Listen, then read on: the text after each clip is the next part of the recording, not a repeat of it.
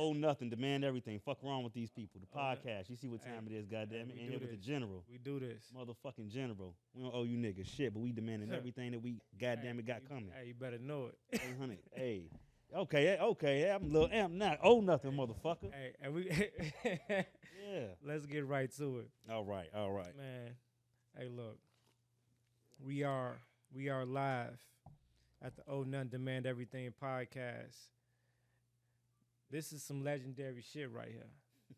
If you don't know, you will know, or you will get left behind. 100%. I got one of my god brothers from another mother on multiple levels. Y'all wouldn't even understand unless you understand. Owe None Demand Everything, bro. First of all, let the people know who you are, what your name is, and what does that mean to you? Well, most now know me as the Chicago crypto blockchain bully. You know, first came out, I was just a Chicago crypto hustler. Then I was the Bitcoin block bully. And now, you know, just put it together, I'm the Chicago crypto block bully. What that means to me is, in the way that I look at it, to be honest with you, and I've always looked at it like this, I'm a messenger, right? But the way that I looked at it was similar, and I never really shared this. It was similar to Moses. If you believe in biblical stories or whatever the case may be, it's similar to Moses leading his people through the Exodus, right? Out of the system. Okay. So that's how I looked at myself, because I'm literally what I'm doing, which is one of the reasons why I am the way that I am with the privacy, not secrecy. I ain't secret. I'm just private. You know what I'm saying? It's because I'm literally leading people on the exodus out of the banking system, which is not what the fuck they want. People gotta understand that. Like, this shit is crypto, cool, and hee ha ha, make money. Nah, bro, I'm taking people out of their system and into a system that they can't control. That's not something to be looked at lightly. No, you know what I'm saying, or lightly rather. You get what I'm saying? So I the way I look at myself is a messenger, and I've been given the message to bring to the people that normally don't get this specific message, right? Especially from the financial aspect. Yeah, it goes over their head, But from what I've seen, is that people in the crypto space in general, there's a public and a private side to everything. Yes, sir. That's people don't understand. Yes, sir. There's a public and private side to everything in life. There's a red pill and blue pill to everything. I just feel like, I have yet to see anybody create and navigate the private side of the crypto space as you have. You've like owned it you see what I mean? And anybody that is, they kind of, are pupils to you. I just that's how I feel. Yeah, I feel like you are the Zion of the crypto space. If we're making reference to the Matrix, so what was why did you choose that as opposed to just, let me go just do some stock options. Let me just do the regular shit everybody else doing. Like what was your main objectives? Why do you feel like it was necessary? Why do you feel like it's necessary for everybody to understand the importance of that? Let me say this first. I actually didn't choose it. I was chosen. You know what I mean? And I say that for the reason being that when I got into this, I don't come from a financial background, so I didn't know shit about finances when I was first introduced to this, right? But the rate of speed that I was able to turn the light switch on, I don't understand to this day. But what was you able to, you had to relate it to something that you understood, that you overstood. Like when you know what I'm saying? Okay, when you look at the blockchain. But you got to understand, though, when we first come into it, you don't understand it the way that I understand it now. You get what I'm saying? So I didn't have the eyes that I have right now. Right. When I first got into it, it was really just a means of me kind of getting out of hustling. You know what I'm saying? When it was introduced as like the new stock game or whatever the case may be. But bro, when I went home and I looked at it and I studied it, right, with the limited information, because you got to think about it. When I first got into this, This 2016 going into 2017. Okay. This before Bitcoin was ever $20,000, which is what put a lot of people on it when This it is hit where everybody was talking about. This was a trend and stuff like that. This is Right. where it was less safe, right? What made you so safe? Why did you feel so safe? And if that's the case, that you could, I mean, where was your mentors? You know what? Who's the mentor? Nah, You see let what I me say this. What's interesting that you say about safety, right? I put a post up on my Instagram the other day, and it was kind of like a joke, but it was serious though, right? And I'm just walk with me here. I said something along the lines of, man, I used to answer my phone at 3 a.m. from a random number, from a random crackhead, and go serve him in a random alley. Don't know if it's a stick up, don't know if it's a police, don't know, snitch, none of that. Right. So my risk tolerance already had in a motherfucker. I got you. Come on, bro, look at what I'm doing. So yeah. safe, Right. I didn't give a fuck about safety. Yeah, I mean, technically, this is safer. You know? Exactly. But what I'm saying is that I wasn't looking at it from a level of how safe is it, because my risk tolerance is out the fucking roof. Mm-hmm. I'm just looking at it, man, it's some new shit. It's money. I'm making money, but it was something that said it was more than what everybody else was letting on to. Because everybody else just looked at it as a stock market. Mm-hmm. When I looked at it as like having crack before anybody knew what crack was. So you came in the game. You have to have some type of like mental fortitude to know that you're going into a dimension that is not popular. You're not gonna get you're not gonna get the rewards. You're not gonna get the respect. You're not gonna get the fan base or the clout. And respect, bro. I was laughed at when I first got into this, bro, because people didn't understand. People don't understand. So yeah, and it's interesting. Why was you so what did you see that you knew, like, it don't matter what nobody say or what they think, this is where the world is going, and I'm gonna be there first?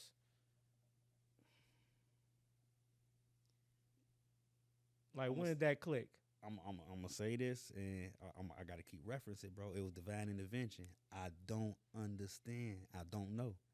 I tell people all the time, like, literally, I don't understand why I understand the shit that I understand about this space. Because, perfect example, bro. I remember when I was locked up and I was first trying to learn how to read Arabic, right? My first time trying to learn how to spit the El Fatiha, right hand, it just clicked in my head and I knew how to read the shit, bro. I can't explain it to this day. That's why I say a lot of shit with me personally be divine intervention. It'd be a higher calling that's having me or giving me these downloads to be like, switch this, turn this off and turn that on. Yeah. The same way that it happened with me learning Arabic, where I'm telling you, bro, I was looking at the paper and it just came out, Bismillah ar-Rahman ar-Rahim. I'm not understanding how I'm spitting this out of my mouth, but I knew it. When I sat down and started looking at this, bro, certain shit just started clicking, and it didn't allow me to go back to the streets. Whatever it was, and I can't explain to you what it was because I don't really know. It was enough to me to say fuck everything else that I was doing. Yeah, for sure. And I sat there glued in front of that computer from literally kind of that day forward, bro. Like, it was almost like an instant, like Love Jones. Like, he introduced me. I went home, I looked, and it was like, I don't know. It was like, fuck, this is something. So basically, you fell in love. Yeah, hell yeah. You fell in love. Hell yeah. You fell in love. So did you fall in love? It's like I don't know.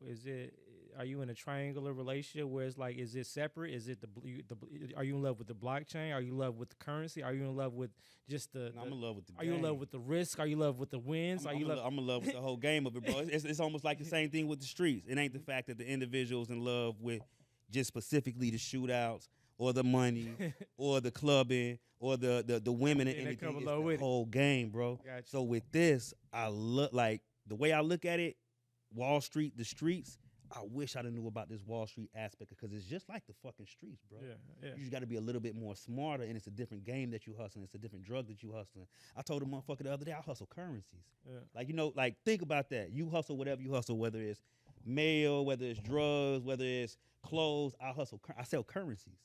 Like, people got to really listen to what I'm saying. I hustle currencies, bro. You use dollars, I sell dollars, nigga. Like, that's a whole nother, like, mindset. Whereas sell money. I sell money. Got money for sale. Hell yeah. And different kinds. What kind do you want? You got dope, coke, and blows. I got USD, BTC, and ETH. You get what I'm saying? Yeah. All right. So can you say that this actually changed your life or saved your life, rather? Changed and saved your life? Both. 100%. I could say right now that had this space not came along, I can easily say I'd either probably be back in jail or dead right now, and I can easily say that. Is that for sure, right? For sure. But I don't want to say well more. nine times out of 10. Hell yeah, because bro, before this, I wasn't on nothing else. Like literally before I got introduced to cryptocurrency, I wasn't on nothing else that would have been deemed positive, bro. And I was okay with that. This is how much it changed my life, bro. Before I got introduced to this, I literally was okay with selling drugs for the rest of my life. Like, okay, this or hustling. Let me just say hustling for the rest of my life. It was okay. I didn't really even think of something else to do. Like, let me switch it up. You know what I'm saying? Tell you like this, bro. I always thought I was gonna be a game banging rapper. That's what I thought I was going. That's what I thought I was gonna live my life doing. I thought I was gonna do music. You know, be like the rap niggas. I literally thought that's what was gonna be me. You know, Chicago was hot, the whole drill era. I was doing music. Yeah. You know what I'm saying? Yeah. And I thought that's what it. That's why I say this right here is so much of a 360, bro. Somebody found me on my Instagram that knows me, right? But they didn't know that this was me, right? But I knew who they was, so I reached out to them, ended up FaceTiming them. They're like, "Fo, this you?" I'm like, "Yeah." They like, "Bro, the last time I seen you, bro, you was riding around in the car with a bunch of guns and blah, blah, blah, blah, blah." They like, never in a million, because I couldn't see myself doing this never in a million years, bro. What I'm doing right now and what the journey I've been on for the last, 2025, almost 10 years now, 11 years ago, you could have never told me I'd be doing what I'm doing because it was never a thought, bro. So it changed my life, saved my life, and it has allowed me to save other individuals, so many more lives than I think I destroyed through the years that I was in the streets. That's what I was going to ask you next. So, like, how does that feel to be able to change and save lives? Bro, that's a feeling. Let me say this, right? Because, okay, so a lot of individuals know me from me teaching. You know what I'm saying? I'm a big teacher of the cryptocurrency blockchain technology, right? But as I look at my life, I've always been a teacher. Like, I taught shorties in the streets how to do certain stuff, how to weigh stuff. Like, they never knew what grams, what supposed to weigh up. So I've always been a teacher, right? But it's a difference when you're teaching somebody the right shit versus the wrong shit. It's a totally different vibe that you get from it. But it's not a vibe that you would know unless you've changed your life. Because before I changed, I thought that shit was cool. And I felt good about that. I'm showing shorties how to get money, But once you understand where that leads to, you get what I'm saying? And what it does in the long run for the community. Because in the beginning, you're not really, you can say you're worried about the community, but you're not really. You know what I'm saying? It's a totally different vibe now. To whereas the good that I do, the testimonies that I get, bro, even you know what started tweaking me, right? And it's probably nothing big to people that's been in the content creating YouTube space, but when people start sending like donations and stuff like that, like, I'm sending you 20, 50 for what you do. Whereas when you in the hood, bro, you can be in front of the liquor store, ask a nigga that got money for $5, $1, I ain't got it, shorty. And you know this nigga rolling, bro. So it's like I come from where people don't want to give you shit to where people are just, man, we love what you do, so can we give to you? And it's not the fact that they're giving to me, it's the fact that I've done something to make them want to give to me. It's like, damn, they really, really, really fuck with me. You know what I'm saying? Yeah. So now it's a feeling that, number one, I'm not going to give up for anything in the world. I would never go back to what I was doing. You know what I'm saying? For no amount of money or anything. Even if they were like, oh, it's sweet. The energy and the vibe that I get right now from doing positive stuff and helping people, which I know is going to trickle down into generations, I ain't gonna give this up for nothing in the world, but it's the best feeling in the world. 100%.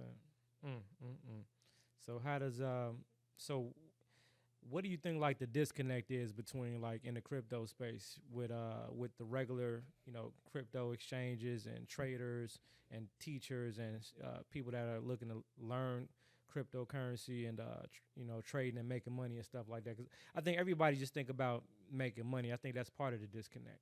You know what I'm saying? So okay. I'm gonna put it like this. I'm gonna piggyback on what you were talking about with public and private because that ties into it. But the first thing I'm gonna say is the disconnect. Let me not say I'm gonna say different of opinion, right? Is that the idea that people want to make money from cryptocurrency, right? The number one thing that I try to get people to undo first when I'm teaching them is, number one, understand what money is and what money ain't. Because a lot of people don't have a concept of what actual money is, what currency is, what a medium of exchange is, because it's different, bro. All right, what's your definition of money? Money is, okay, there's three, and I'm going to try to remember all three of them. There's three qualities that money's supposed to have. Number one, it's supposed to be, I think I got it. It's supposed to be divisible. It's supposed to be transferable, and it's supposed to be a store of value. Now, the store of value is where everybody doesn't even understand what that is. You get what I mean? People think cash is king. Cash is not a store of value in any way, shape, or form. A medium of exchange, divisible and transferable, but it's not a store of value. It loses value as you hold it. I'm going to give a perfect example for those that are a little bit older, right? If you think back to when we was younger, we used to be able to get 4 bags of chips for $1. Yep. Then it went to 3 bags of chips for $1. Yep. Then it was 2 for $1. Right. Now in some suburbs, it's $1.05 for a bag of Funyuns, but it's the same 25-cent bag of chips. Yep. The average individual would think that the value of the chips is going up. It's not the value of the chips. It's the transacting instrument that you're giving them that's losing value. So if I'm the man with the chips and you've been buying chips from me since you was 14 and you whatever age now, and you're steady complaining to me about my value of the chips, it's not me. It's the fucking dollar you've been giving me, bro. Exactly. It's not my chips. That shit you've been giving me has been going down. So I need more of your dollars to get the same amount of product that I was giving you before. It's not my product. It's what you're giving me. So that's what people are losing up right now as far as their understanding of what money is. Cash ain't money. It's a medium of exchange. Yeah. Now, if we want to speak constitutionally, money is gold and silver at the end of the day. So we just exchanging debt notes, basically. 100%. 100% debt note. 100%. We're just exchanging debt for debt, which is one of the things that I teach. You know, I teach young men in Chicago with a nonprofit program, right? And the biggest thing I teach them, I tell them, pull out 50, 100. It doesn't matter. Pull it out. And I have them read it because we don't read. And it says, the first thing they say, this note. And I stop them. It says, this what? This note. This what? This note. Okay, so already just telling you this is what? A note. Did you ever know that? No, I thought it was $1. It's a note. Okay, keep reading. Okay, this note is to be used. What does it say? This note is something to be used for all debts, public or private, right? Yep. So this note is to be used for all debt. So I'm talking, okay, so it's to be used what? Debt. So it's a what? Note. So it's a what? It's a debt note. Okay, so the more of this, the more what? The more of this, the more debt we're in? I'm like, aha. Exactly. Hell yeah. You think that you're holding money, but you're not. You're holding debt. Yeah. And until you exchange that into something else that's going to hold the value, all you hold is debt. Yeah. You know what I mean? I'm working on a new book right now which explains. I'm going to explain a little bit, right? Okay. I'm trying to break down for people to understand that money is nothing but time and energy. And you got to find a way to preserve that, but grow it. You know what I mean? So that's where that store of value comes in at. Because, bro, if you work, let's just say you work, whatever the case may be. Let's say you made $1 million in a year. Now, because of inflation, let's just say that negative 30%. Exactly. So now that $1 million only has $700,000 worth of purchasing power. You just lost $300,000, right? You got to think about how much time and energy you put into making that $300,000. They just stole your time That's and how you energy. do it. I just came up with a formula called 720. So 720 is based upon, how many hours are in like the average month, which is 30 days. So 720 hours, right? So if we leverage time against debt and credit, we actually can buy ourselves enough time to be able to pay ourselves and keep the money that we pay ourselves and use other people's money to pay the things that we got to pay. Bro, that's you just hitting on the head of kind of the meat and potatoes of what I try to teach in cryptocurrency. How can you number one preserve your time and energy, but then grow your time and energy to where it frees up your time and energy? Yeah, because you gotta buy yourself a block of time back, because that's the whole game with the clock, and that's why they want people get paid by the hour. You know what I'm saying? Now, how many hours did it take to acquire this check, right? And then as soon as the problem is people make a certain amount of money. Have you noticed how people come from making low income to higher income, but then they still live paycheck to paycheck? Because the more money they so-called, it's a misperception of how much they make, because they don't deduct the 30% off the top, first of all. So I'll make $100,000, so they acquire $100,000 lifestyle. That's the first thing. Mm-hmm. So they're acquiring $100,000 worth of debt, right? So they have to continue to go to work, and they have to get that next paycheck because they spent the money that they had previous to the to the paycheck because they feel confident and complacent because they have another paycheck coming the following week. You see what I mean? So they 100%. they work and they spend it all, and they work to do it again. It's just like hustling, bro. When you hustling and you making the money, you're gonna spend it because you're like, okay, I'm gonna sell the same amount tomorrow. They're gonna call my phone. It's the same way with a job. You're looking at, okay, I got a schedule. I know I gotta go to work next week. I can blow this. And I know I'm going to get paid. Exactly. That false sense of security. Man, it's so false, bro. Now, another way to look at it, right? You get pulled over for a speeding ticket. Speeding tickets in Illinois, we'll just say, I don't know, $150, right? Mm-hmm. Minimum wage, we'll just say minimum wage right now is $20 an hour. I don't know what it is, but we'll just say it's $20 an hour. Because I know last time I worked, bro, minimum wage was $5.50 an hour. Yeah. So I know it's something crazy now. And I'm going to tell you how we know money is bullshit. Yeah. If they getting paid $20 an hour and you're still fucking struggling, how? Nigga, we would have killed to get $20 an hour back when we was getting paid $5.50.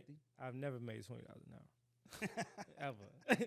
I've never made over 12. That's what I'm saying. That's how long we've been out of the workforce. Yeah. But it's something crazy. But it just say $20 an hour. Mm-hmm.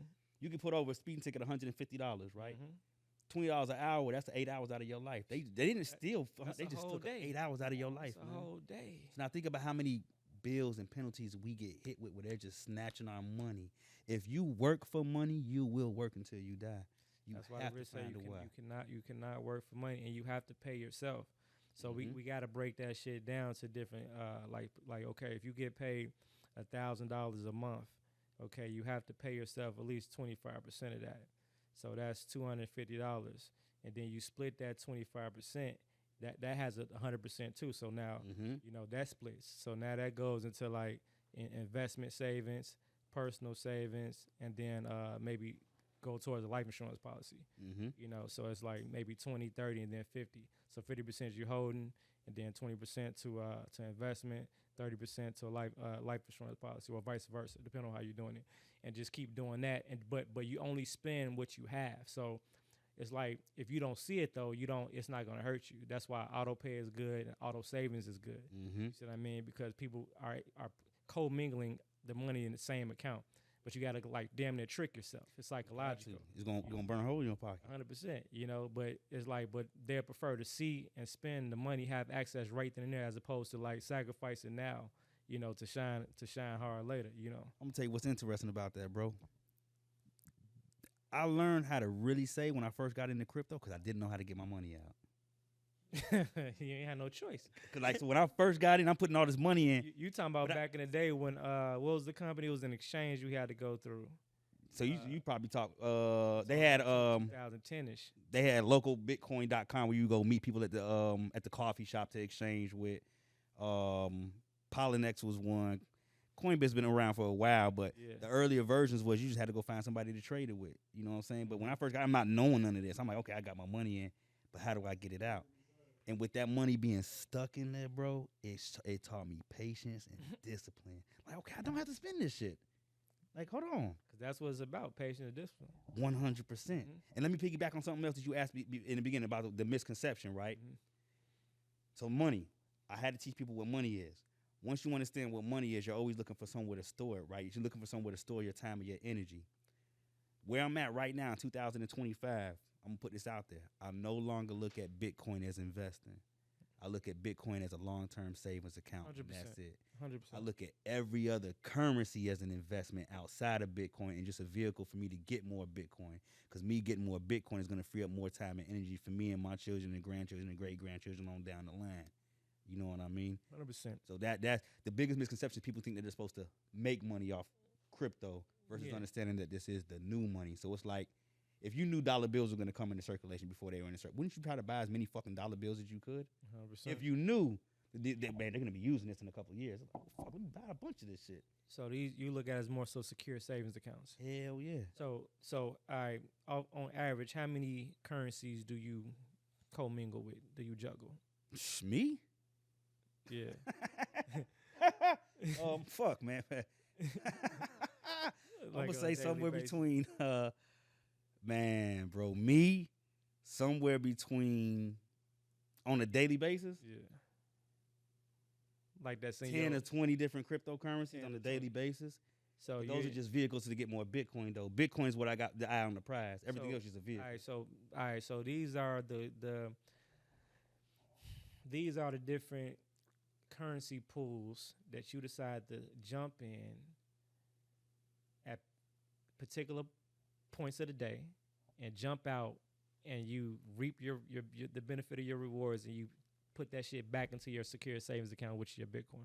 Okay, so what you're speaking on is kind of like scalp trading in and out every day. Not me. What I do is I build up a base, because you got to look at it like this. Everything moves in cycles. You know what I'm saying? Everybody worried about every day, in and out. And I'm not worried about that shit, bro. Okay. I'm worried about because while the price is doing this back every day, it's doing this in the long term, going up, and then it's going to end up going down for the long term. So we get a bull market every once in a while for, we'll say, a year and a half to 2 years. You know what I'm saying? Bear market, year and a half. So my thing is, I want to ride those cycles. I'm not about to in and out every day. So you're not jumping in and out. Hell nah. What I'm doing is I'm building a base of the ones that I think are going to increase more than everything else in the space. So you're more so putting in on a daily basis across the board. Hell yeah. So you're not everything goes in, bro. And I'm gonna tell you why, because I don't sell a lot of my cryptos either. I leverage against them. I borrow against them. I issue credit against them. So everything that I buy is more so collateral. So I don't have to be in and out. In order for me to get access to capital, I just borrow against them. Okay, explain that to people that have no idea what you're talking about. So this goes to the concept where you, when you teach discharging debt. Discharging debt, self-banking, basically. So you got to look at it like this. Every single individual that's in cryptocurrency buys it expecting the price to appreciate. Everyone. I don't give a fuck who you is. If you're buying cryptocurrency, you're buying it because you expect the price to go up.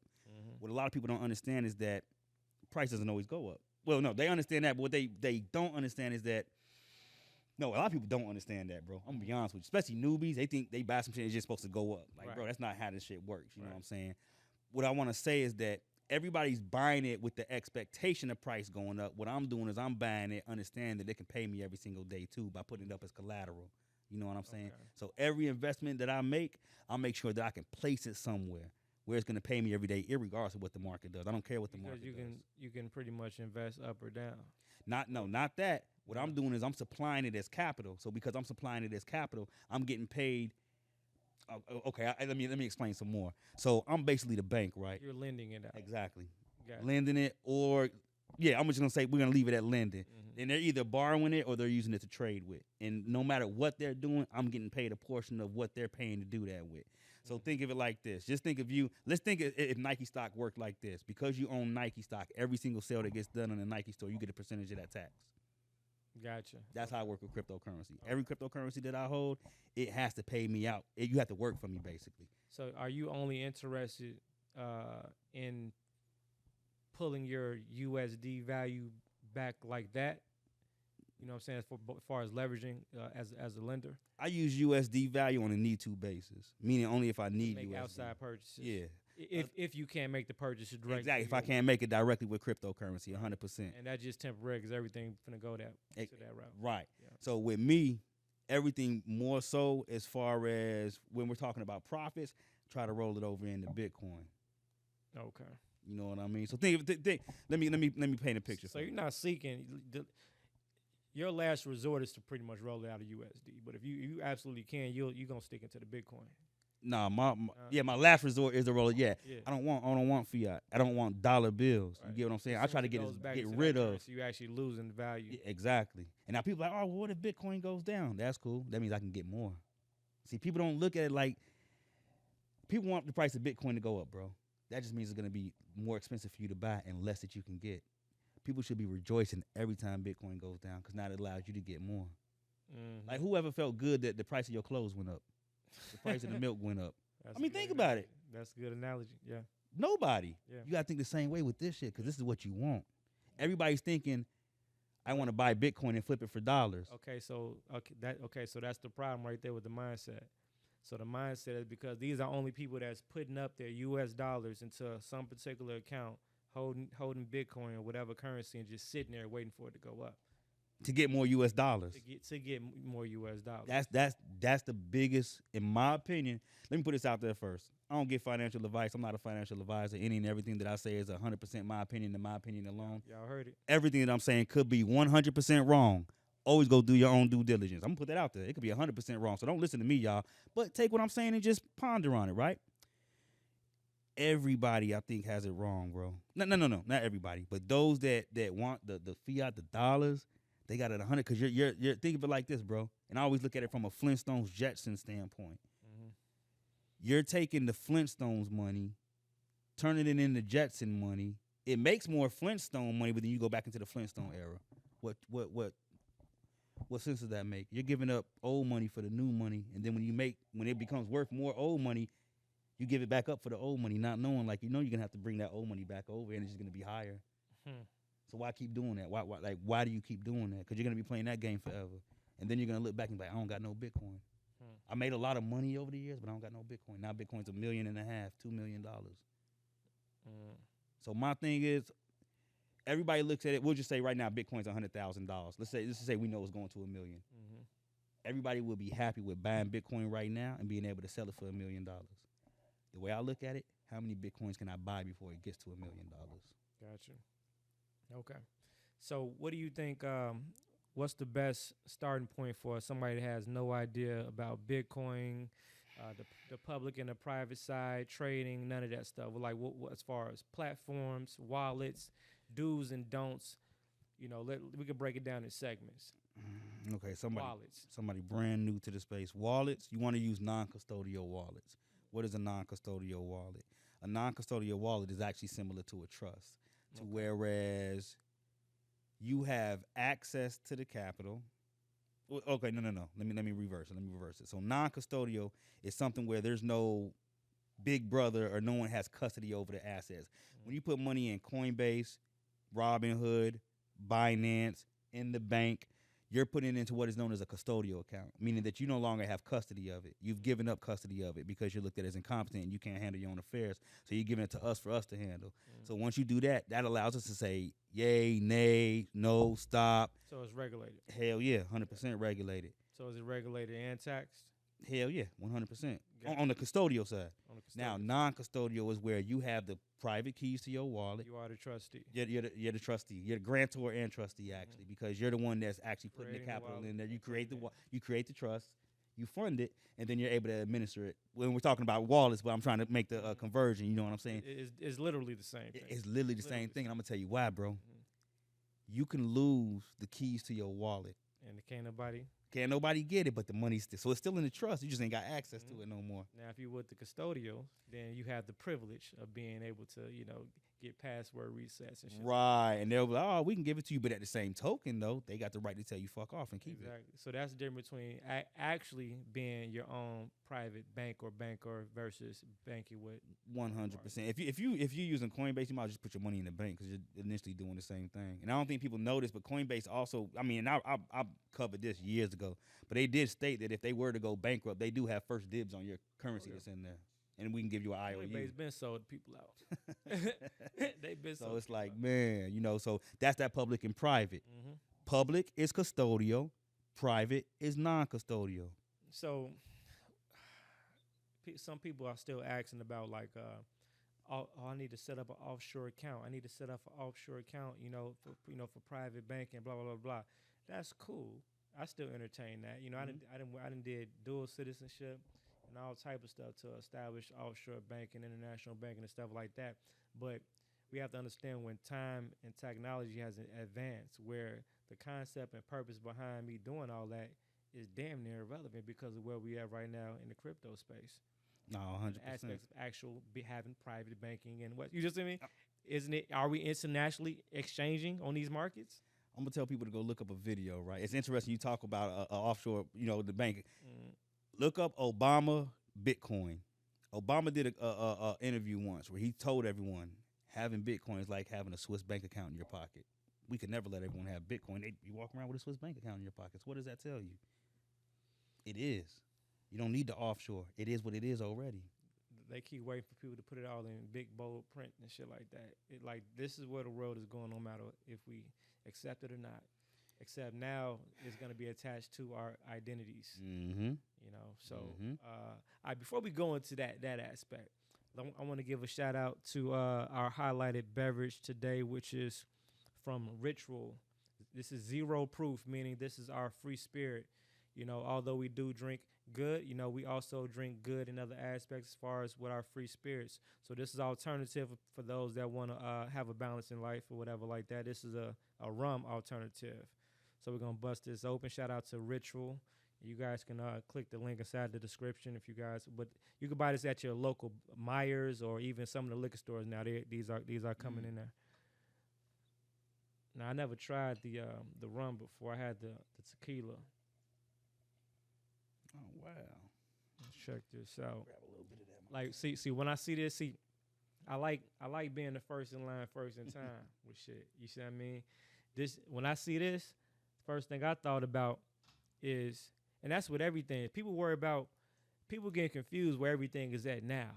Nah, everything moving too quick. Mm-hmm. If everybody talking about ChatGPT, all right, Too I late. ain't worried about it. I ain't worried about it. That means we need to be looking at somewhere else.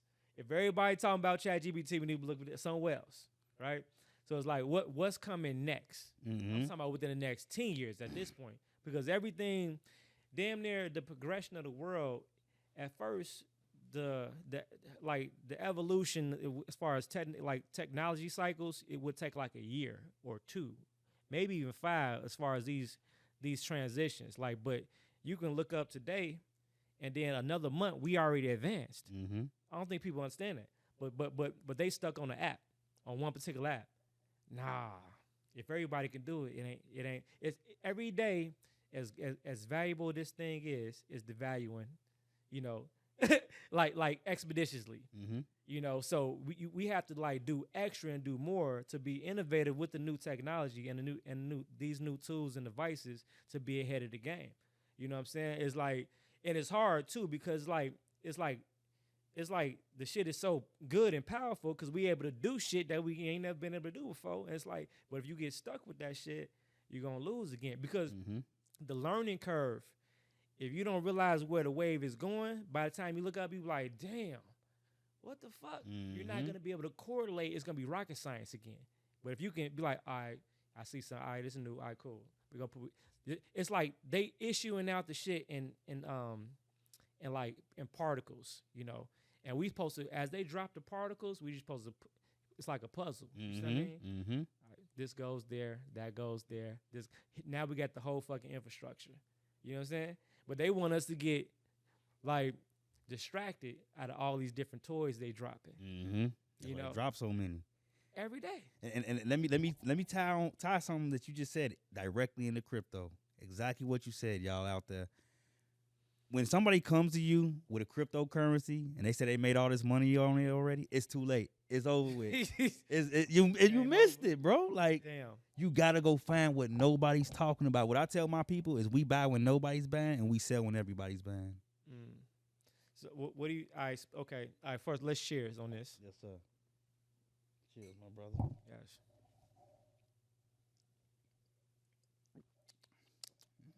Man, it's kind of strong to be alcohol free. I ain't gonna lie. Tastes like beef jerky.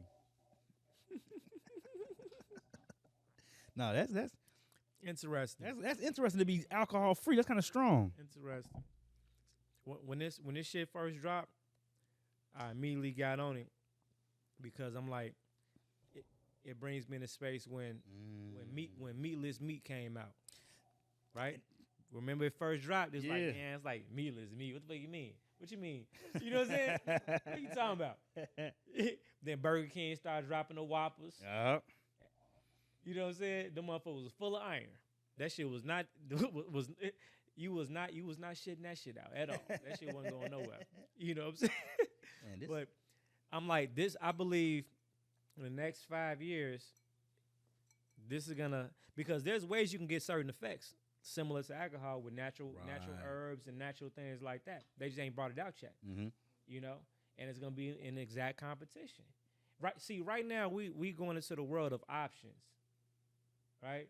And options is also a word inside of. Yes, sir. You see what I mean? Yes, sir. Call options. You see what I mean?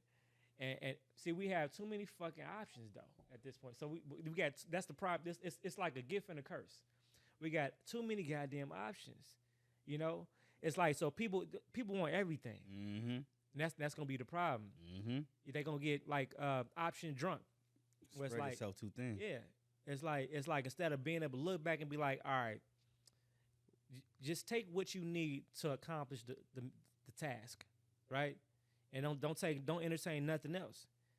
It's like we got to continue building on what do you need. It's like you building a motor on your car, you know. Like, I don't need no extra shit. I just need, you know, this component, this unit, and that's it. You know, why am I buying all this extra shit? You know, we all have been through that. You know, you know, if music industry, you know, cameras and all this other shit. You just keep buying shit. A lot of trial and error. You just buy shit. You know, learn what to buy and what not to after a while. Like, because in every industry, it's a game. Mm-hmm. And if you don't know the game, you're gonna be buying. You're gonna be a label whore. You're gonna keep buying shit because they say, "Hey, it's a new shit out."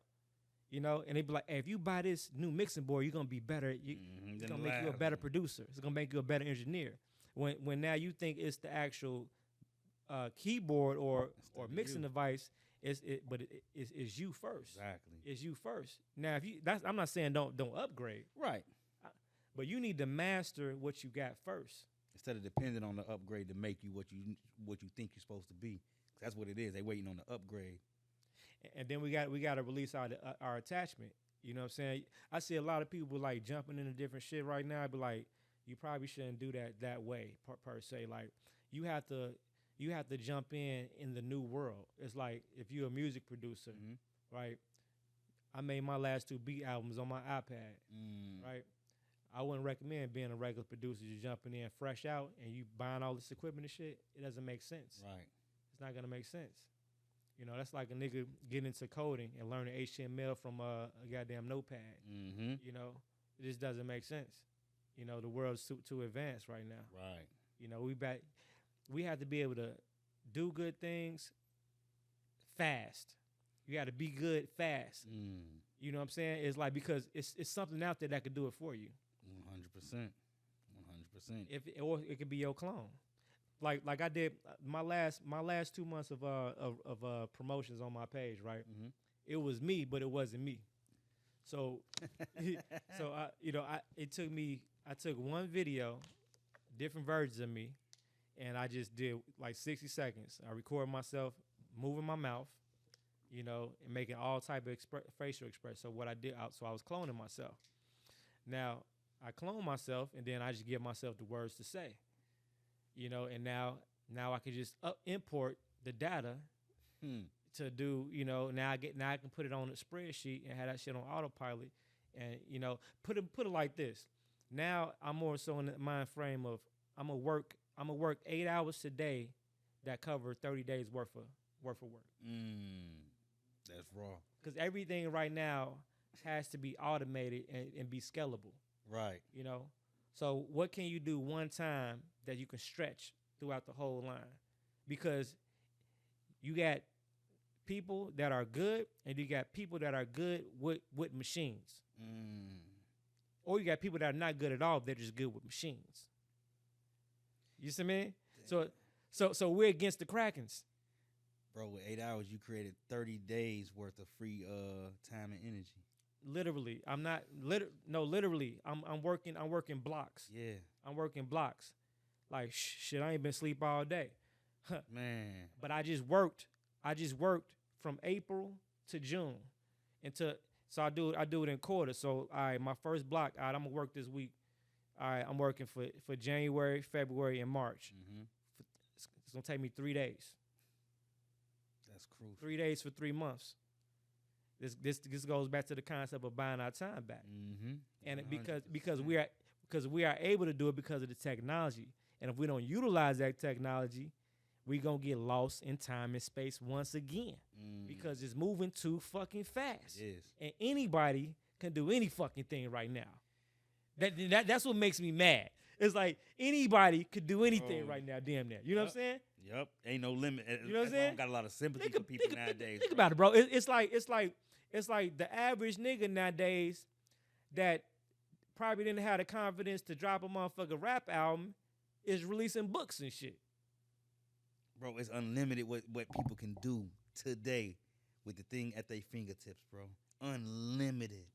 Technology has given people the power, but the people that have utilized these resources have given people the motivation. And you see what I mean? Because it's only like this because they've seen niggas do it. Mm-hmm. Mm-hmm. Like the white boys are just using this shit, they would think it's not obtainable. 100%. If they see, oh, bro did it. Oh, bro. Like what? Oh, it got to be. Oh, if I see you do it, that's all I need.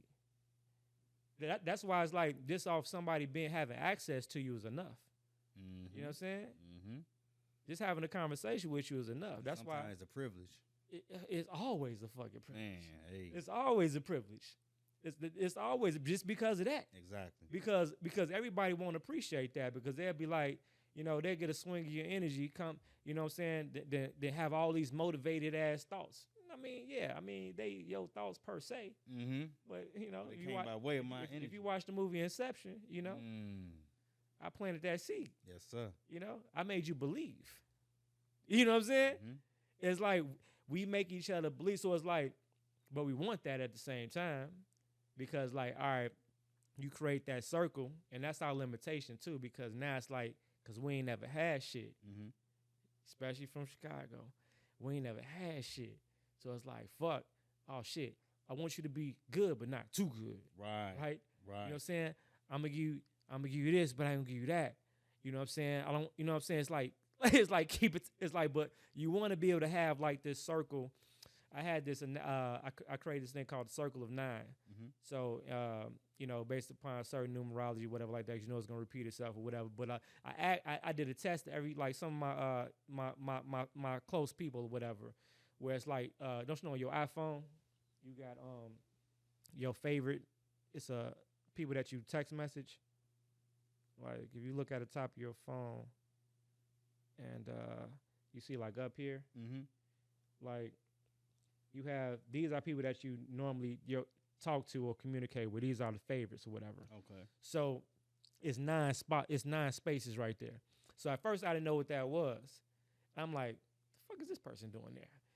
You know what I'm saying? No. So I started being more intentional with my Circle of 9.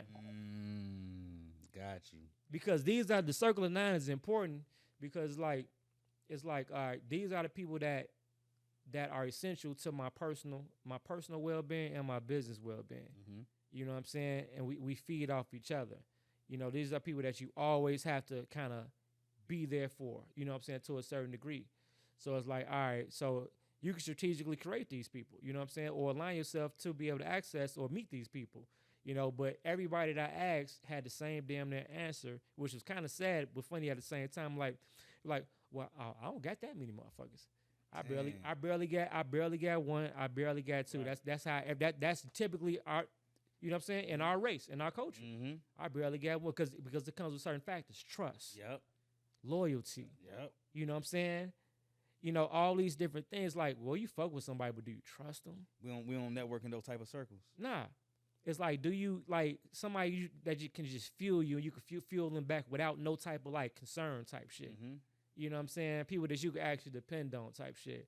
It's like, now the thing is, like, it's not a problem that we don't have 9 people that we can easily put to this list. The problem is that we settle with the fact that we don't have the 9 people. You see what I mean? Right. We now ain't trying to fill the list up. It's just, I ain't got it. So if you don't have the 9, if you don't have your first circle of 9, you got to do what you got to do to put yourself in the right place to meet these people. So because that's a limitation itself, because it's a mission that requires people outside yourself, resources outside yourself. You know what I'm saying? These people are called your human resources. Human resources are essential to our survival and our success. You know what I'm saying? Because just as well as important what's inside ourselves, we are a reflection of each other. Facts. So it's like Dragon Ball Z. I need all my niggas to be Super Saiyans. Mm-hmm. You see what I mean? Like, oh, what you need? Shit. There you go. Oh, what you need? You know what I'm saying? As long as I know this person gonna take that shit and go Super Saiyan God mode if he can, but at the same time, you know, he gonna reflect the same energy to me. Exactly. You see what I mean? Exactly. And we all come to this space now. You know what I'm saying? That's why, like, when we did that that last event, the guys of the New World, I think. Mm-hmm. I literally believe that type of stuff. Like I don't just come up with names and shit just because it sounds good. Right. Like I 1000% like not believe, because to believe and know is two different things. Mm-hmm. I one believe and I know for 100% fact that we are the guys of the new world. You know what I'm saying? I don't need nobody else to vouch for it. You know what I'm saying? Mm-hmm. Because I know certain things that are essentials, whether they know it or not. It's people out here that are essential components to the new world. Like, oh, that sounds good. No, it's a new world that y'all niggas don't even know about. Right. That it's certain people that are essential to that. 100%. And you have no fucking idea. You know? What's interesting about it, you say that, how you asked me earlier, like, man, have you ever been in the pot? And I'm like, bro, Chicago don't know about me. Mm-hmm. You know what I'm saying? You do, but Chicago don't know about me. So it's like exactly what you're saying. A lot of people aren't in the position to really know who those guys is. Like you're saying, we are the guys of the new world. You know what I'm saying? But everybody ain't got access. Everybody don't know, and it ain't for everybody to know, have access to either, in my humble opinion. Do you think Chicago is ready? As a, just in, like, you know what I'm saying? Like, I know you got a few maybe, but do you think as a whole, Chicago is ready? It depends on what demographic you're talking about, really, bro. To be honest with you, because it really depends on what demographic, because we can't bunch Chicago in as a whole. And this is me being candid. Are we talking about our people? If we specifically talking about our people, and you're asking, are we ready? Is Chicago ready? Yeah. No. I'm gonna keep it a buck.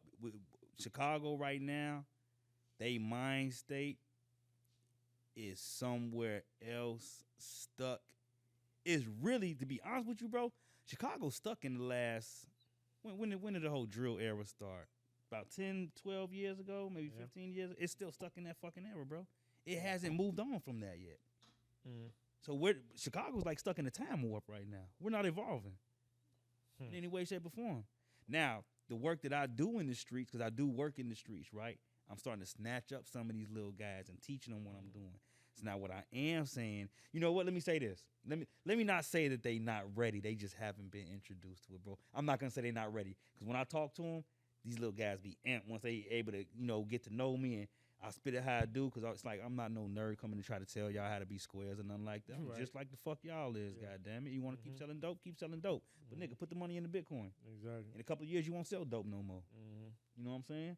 So do you think it's more valuable and beneficial to your time and energy to input your data into the youth as opposed to 100%, because that's future. And my thing has always been, how can I live forever, right? And it's not so much me, but it's the information that I put out there that will allow me to live forever. Whereas the information that I'm giving the young boys, they're going to give to their children.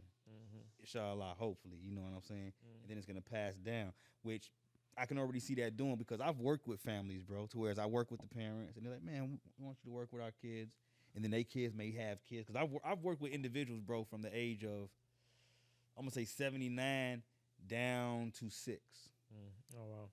So I'm just not focused on just our age group. I'm really focused on everybody, but more so the youth. You know what I mean? And the younger ones, because they've already been, which I'm going to tell you what's interesting. I didn't catch it back when my kids was playing, and they were talking about, man, can you buy us V-Bucks? Virtual bucks, V-Bucks. I'm like, V-Bucks. Bro, I had the same experience, bro. I swear to God, the same exact experience. Not knowing they was preparing them for what I'm teaching now. That ain't no cryptocurrency. I swear to God, I had the same exact. I remember to this day, bro. I remember to this day. My Malachi mother. He her oldest son. I remember he was playing PlayStation, one of them games, whatever like that.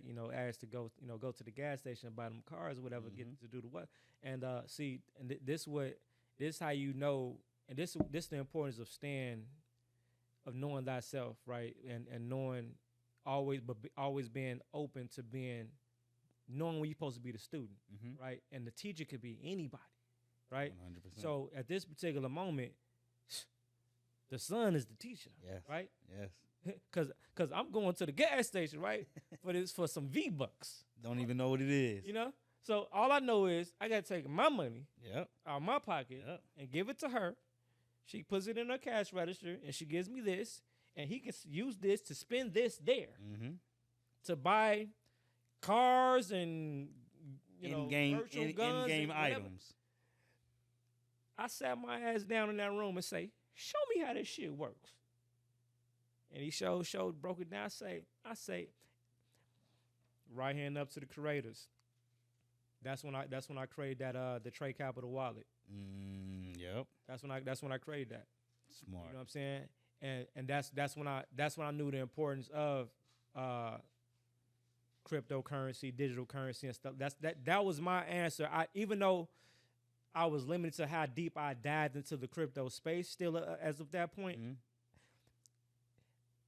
Again, I'm your brother over here, and I'm taking care of the mission over on this side. Mhm. Too. It's like we got a lot of cover. We got a lot of grass to cover. We got a lot of, but I 100% know what's going on and the essential, how important it is, and my security comes from you. Put it like that. Mhm. But that's what it's supposed to. Mm-hmm. Because if I say my brother got that covered, you good, I'm good. But I got this covered. Right. You see what I mean? Right. And it's like, we go to the huddle and we, you know what I'm saying, and get back to work. That's kind of how it worked. But what 100%, it's like I see it. Because once you see it, you know it. It was that realization that they're ushering your son into this new form of currency without even fucking knowing. It's like, hold on. And they do this all the time. That's why I was telling people the kids are actually the creators in a lot of different things. Mm-hmm. That Roblox shit. Mm-hmm. The kids are the ones that create the first fucking metaverses. Mm-hmm. Mm-hmm. That's like a next level CAD, computer aided drafting, which I took when I was in high school. You know what I'm saying? They're learning how to build infrastructure, bro. Literally. That's mind blowing. Literally. They're letting the kids go ahead, have fun, keep on creating. Let your mind wander. Because the kids have access to certain aspects of their mindset that most adults have. Mm-hmm. You know what I mean? That's called your imagination. Yep. Which is no limitation to a child's imagination. They're the creators. Mm-hmm. To be honest with you, and but look at the disconnect though. Just like we was talking about the agents, Mm-hmm. right? This agent don't know X, Y, Z. It's separation between access to overall understanding of what's what. And that's how the world is designed all around the board. The child is transacting in digital currency, in digital spaces. You know what I'm saying? under our nose. Parents buying their kids V-Bucks right now till they don't know what Bitcoin is. We're already doing it. Your children is. And it'll be the parents that say they not with the shit though. If you talking about cryptocurrency, and I'm gonna tell you what's and interesting. then say I ain't with. You putting all that money into them V-Bucks and ain't getting $1 back out of it. There's no return on V-Bucks. You know what I'm saying? That's an irreversible cryptocurrency. Literally.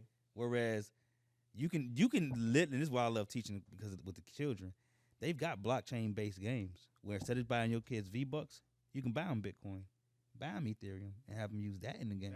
Then actually get a return on your money. That's what they need. So because if they're not doing that, they're actually hijacking their time, energy, and money. Yeah.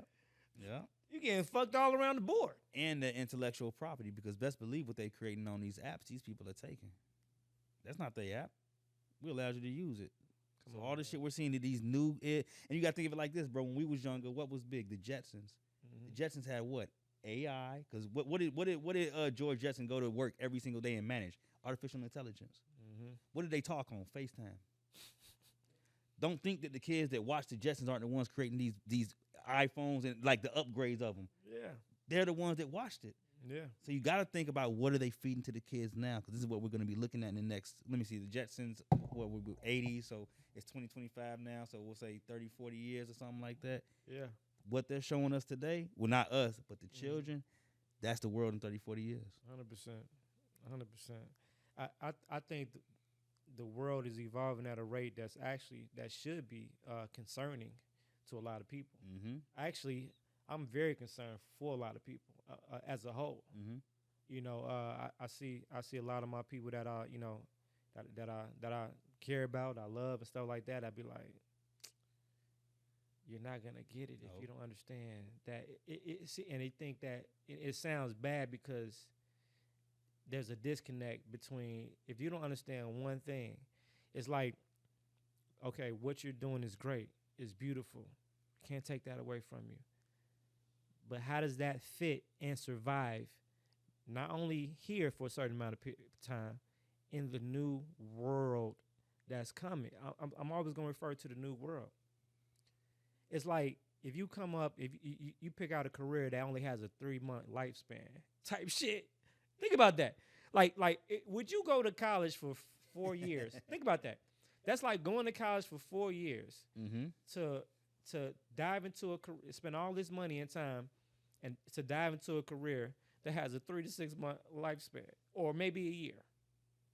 And I say lifespan, I'm talking literally, because that's how fast the competition going to catch up to what you're doing. Mm-hmm. And that's how fast the value of your service is going to deplete because of technology. Technology about to tear a chunk. If you are not using technology to innovate and create some new shit, you're fucked. 100%. You're fucked. 100%. And create for you first. Man, it's gotta be for you. God damn it. Because the way the world working right now, bro, if you don't know how to use, bro, in fact, man, we're gonna get to that. But if you don't know how to use this new technology and AI, you're gonna be used bad. You're gonna work for AI. And I'm gonna tell you what blew my mind, bro. We're living in the world. This is gonna tie back into crypto. We're living in a world right now where for the first time humans are working for a computer. You gotta think about it, bro. Bitcoin don't work for anybody. Everybody works for Bitcoin. Bitcoin is an inanimate thing that allows humans to use their resources, their computing power, in order to generate more of it. The way that I looked at Bitcoin when I first got into it and started thinking it on a more kind of like metaphysical level was almost like a couple different examples, right? Number one, you seen Stranger Things? Okay. Let me give you another example then. Another example. I did, but I didn't really tap into it like that. I'm gonna give you an example. We'll remember. Remember Ghostbusters 2? Where that shit was oozing under the city, that ooze. Yeah. And the madder the people in the city got, the more powerful the ooze got and start oozing up. Yeah. I look at Bitcoin like that, bro. The more greedy people get, the more people are mining. Because you got to think about it. Bitcoin don't care about anything. It just want to get mined. Yeah. You know what I'm saying? Exactly. Crypto at the end of the day doesn't have a dollar value. Humans give it that dollar value. Exactly. So this thing, however it was created, because I got a lot of theories on how it was created, artificial intelligence. We're not going to get there, but this thing that was created taps into the greed of people, which make people go out and get equipment, create more of it, right? Mining, meaning that we're using up all our energy for this thing to create more of it. So it's basically multiplying like gremlins. Yeah. But it doesn't have a dollar value. We gave it a dollar value. So now this thing has humans working for it, bro. 100%. I've never seen nothing like it. 100%. And I don't think people even look at Bitcoin like that. You're working for Bitcoin at the end of the day. Yeah. And it don't gotta take a pay nothing, bro. Like that's kind of mind blowing when you think about it. People are working for computers already. And that's one of the biggest ones right there. What do you say about people that classify themselves as like, oh, I'm not tech savvy? In what, the crypto space? Period. Like people that act like you're not tech savvy? That act like real slow. You're living in the Flintstones. And you better pick up.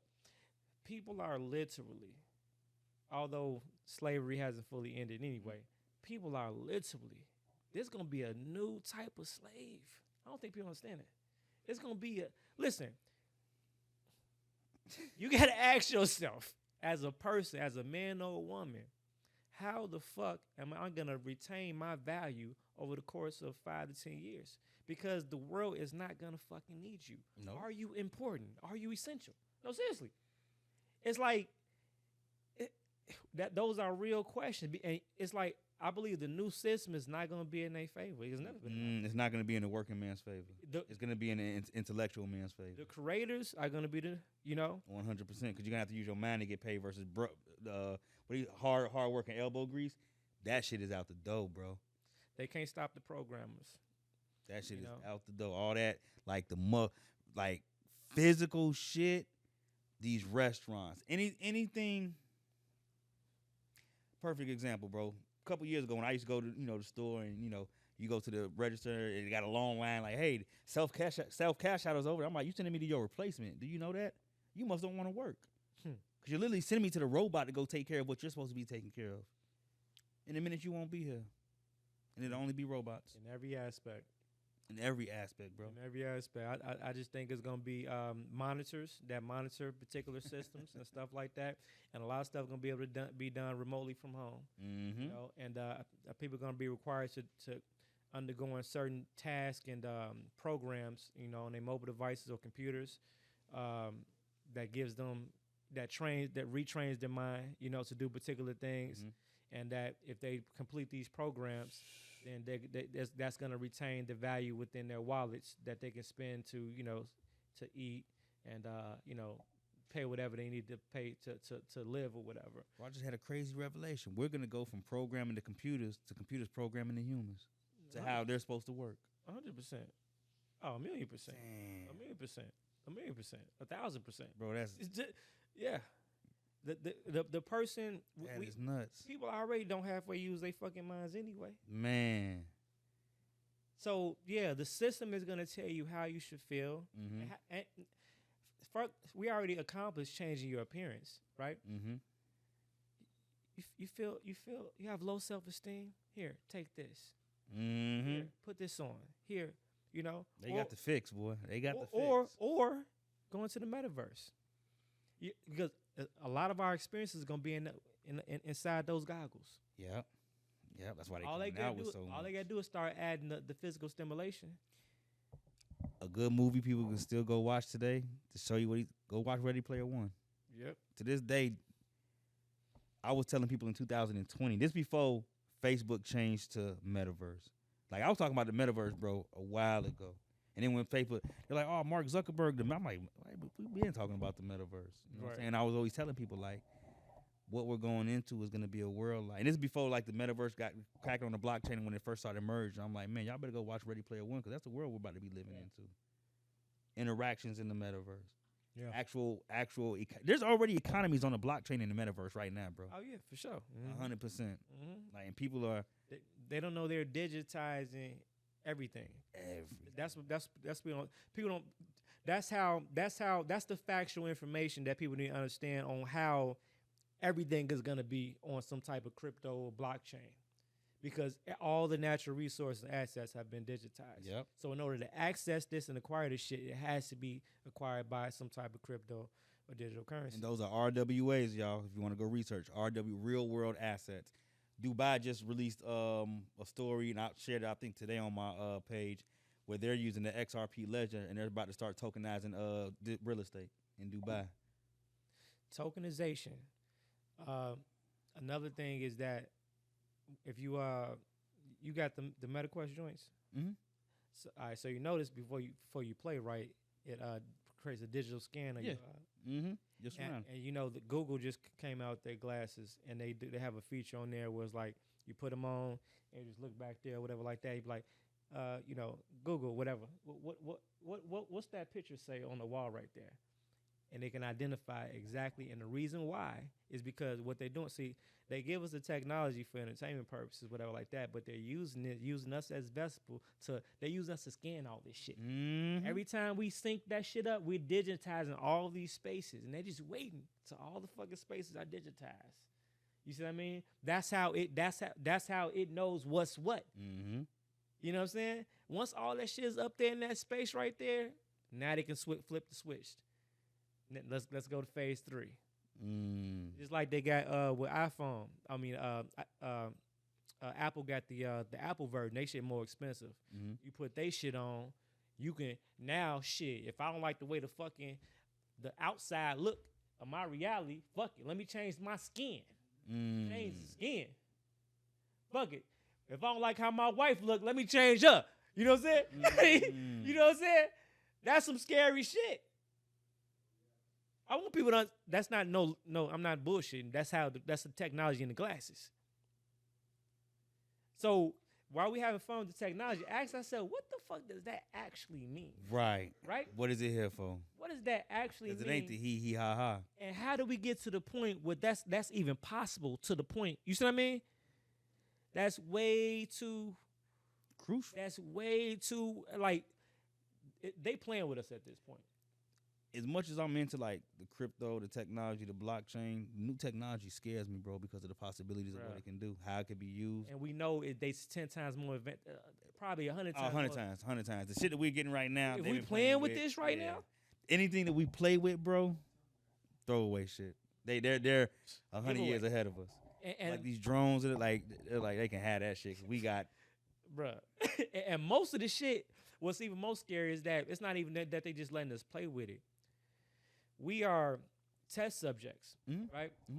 And they use us for one of the most important things that they value is data. Data. Once they retrieve all the fucking data that they need, that's why when we're doing these things, like my first experiences in the where people like, well, if you feel this way, why do you use it? Because you have to get the fuck in there to figure out what the fuck is what, so you know what the fuck you need to create, how you need to position yourself in this space, in this new world. You can't just sit back and ignore it. I mean, you can, goddamn. You gotta dive in. Well, you can do what you want. Yeah, man, but that ain't. But it's gonna be a dark place. Dark, bro. It's gonna be it's gonna be scary. You're not gonna even know, man. That's gonna be some scary shit, bro.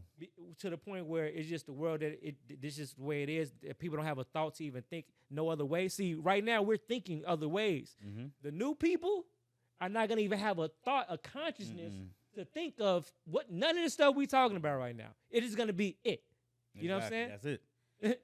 In the movie Ready Player One, bro, they went to the metaverse. Like, do people not remember how dreary the actual world was? Like in the movie Ready Player One, their best time was in the metaverse, because the world and the earth as it was like just gloom and doom, bro. And that's where things are kind of being pushed to where you're gonna get your relief within this artificial. Yeah, I don't think there's gonna be a lot of outside activities going on, right? Everything is gonna. I purposely did stupid shit in the metaverse. Like I done went to an all white party. Look. I went to an all white party and shit. I'm thinking like this fucking game, right? I go to all white. It's a bunch of niggas in there and shit. They looking at me like, why I ain't got on all white? I say, nigga, I thought it was, they laughing and shit like roasting me. Like, and they serious. I'm like, damn, nigga serious. I said, y'all funny as hell. So they talking, you know what I'm saying, about meeting up some chicks up in there and stuff like that. I'm fucking with them and shit. I say, man, where they at? Where they at? You know what I'm saying? Yeah, you testing the water. But I'm like, I'm playing, but I'm seriously, I'm doing research and development. Yeah, recon. I'm doing research and development right now, and I'm really seeing. I am in a digital space physically in my living room, but my mind and I'm consciously. So am I really? So where am I really then? Right? If we talking about consciousness and you know what I mean? Because thought is the cause of it all. So. You see what I mean? Yeah. So now it's like, but is this the reason why these people actually feel like they're in this party right now? Because these motherfuckers are smoking weed in there and shit. I'm like, you do know you ain't really ingesting that and inhaling that, right? Buying drinks at the bar. Hey, but who's to say they not?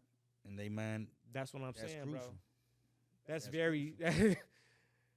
I had to really, bro. Sit back, like, hold on. Maybe I'm just not in it. Maybe they are. Like, make you look like, man. How deep does this go? I thought about back in the day, like the party line and shit. Yep. This the new party line. This new shit. 100%. You know? Man, this party line on steroids, bro. What? Like, you can actually see it. Bruh. Oh, man. That's, yeah. Bro, it's like, I'm really, and like, I'm just, you know, I'm at the same time infatuated with the technology, and I test it a lot. You know, I fuck with it a lot. You know what I'm saying? You know, I challenge it a lot. You know, especially anything when you're dealing with machine learning and things like that. So, and what I've been doing a lot of coding lately. So my goal is to create infrastructure.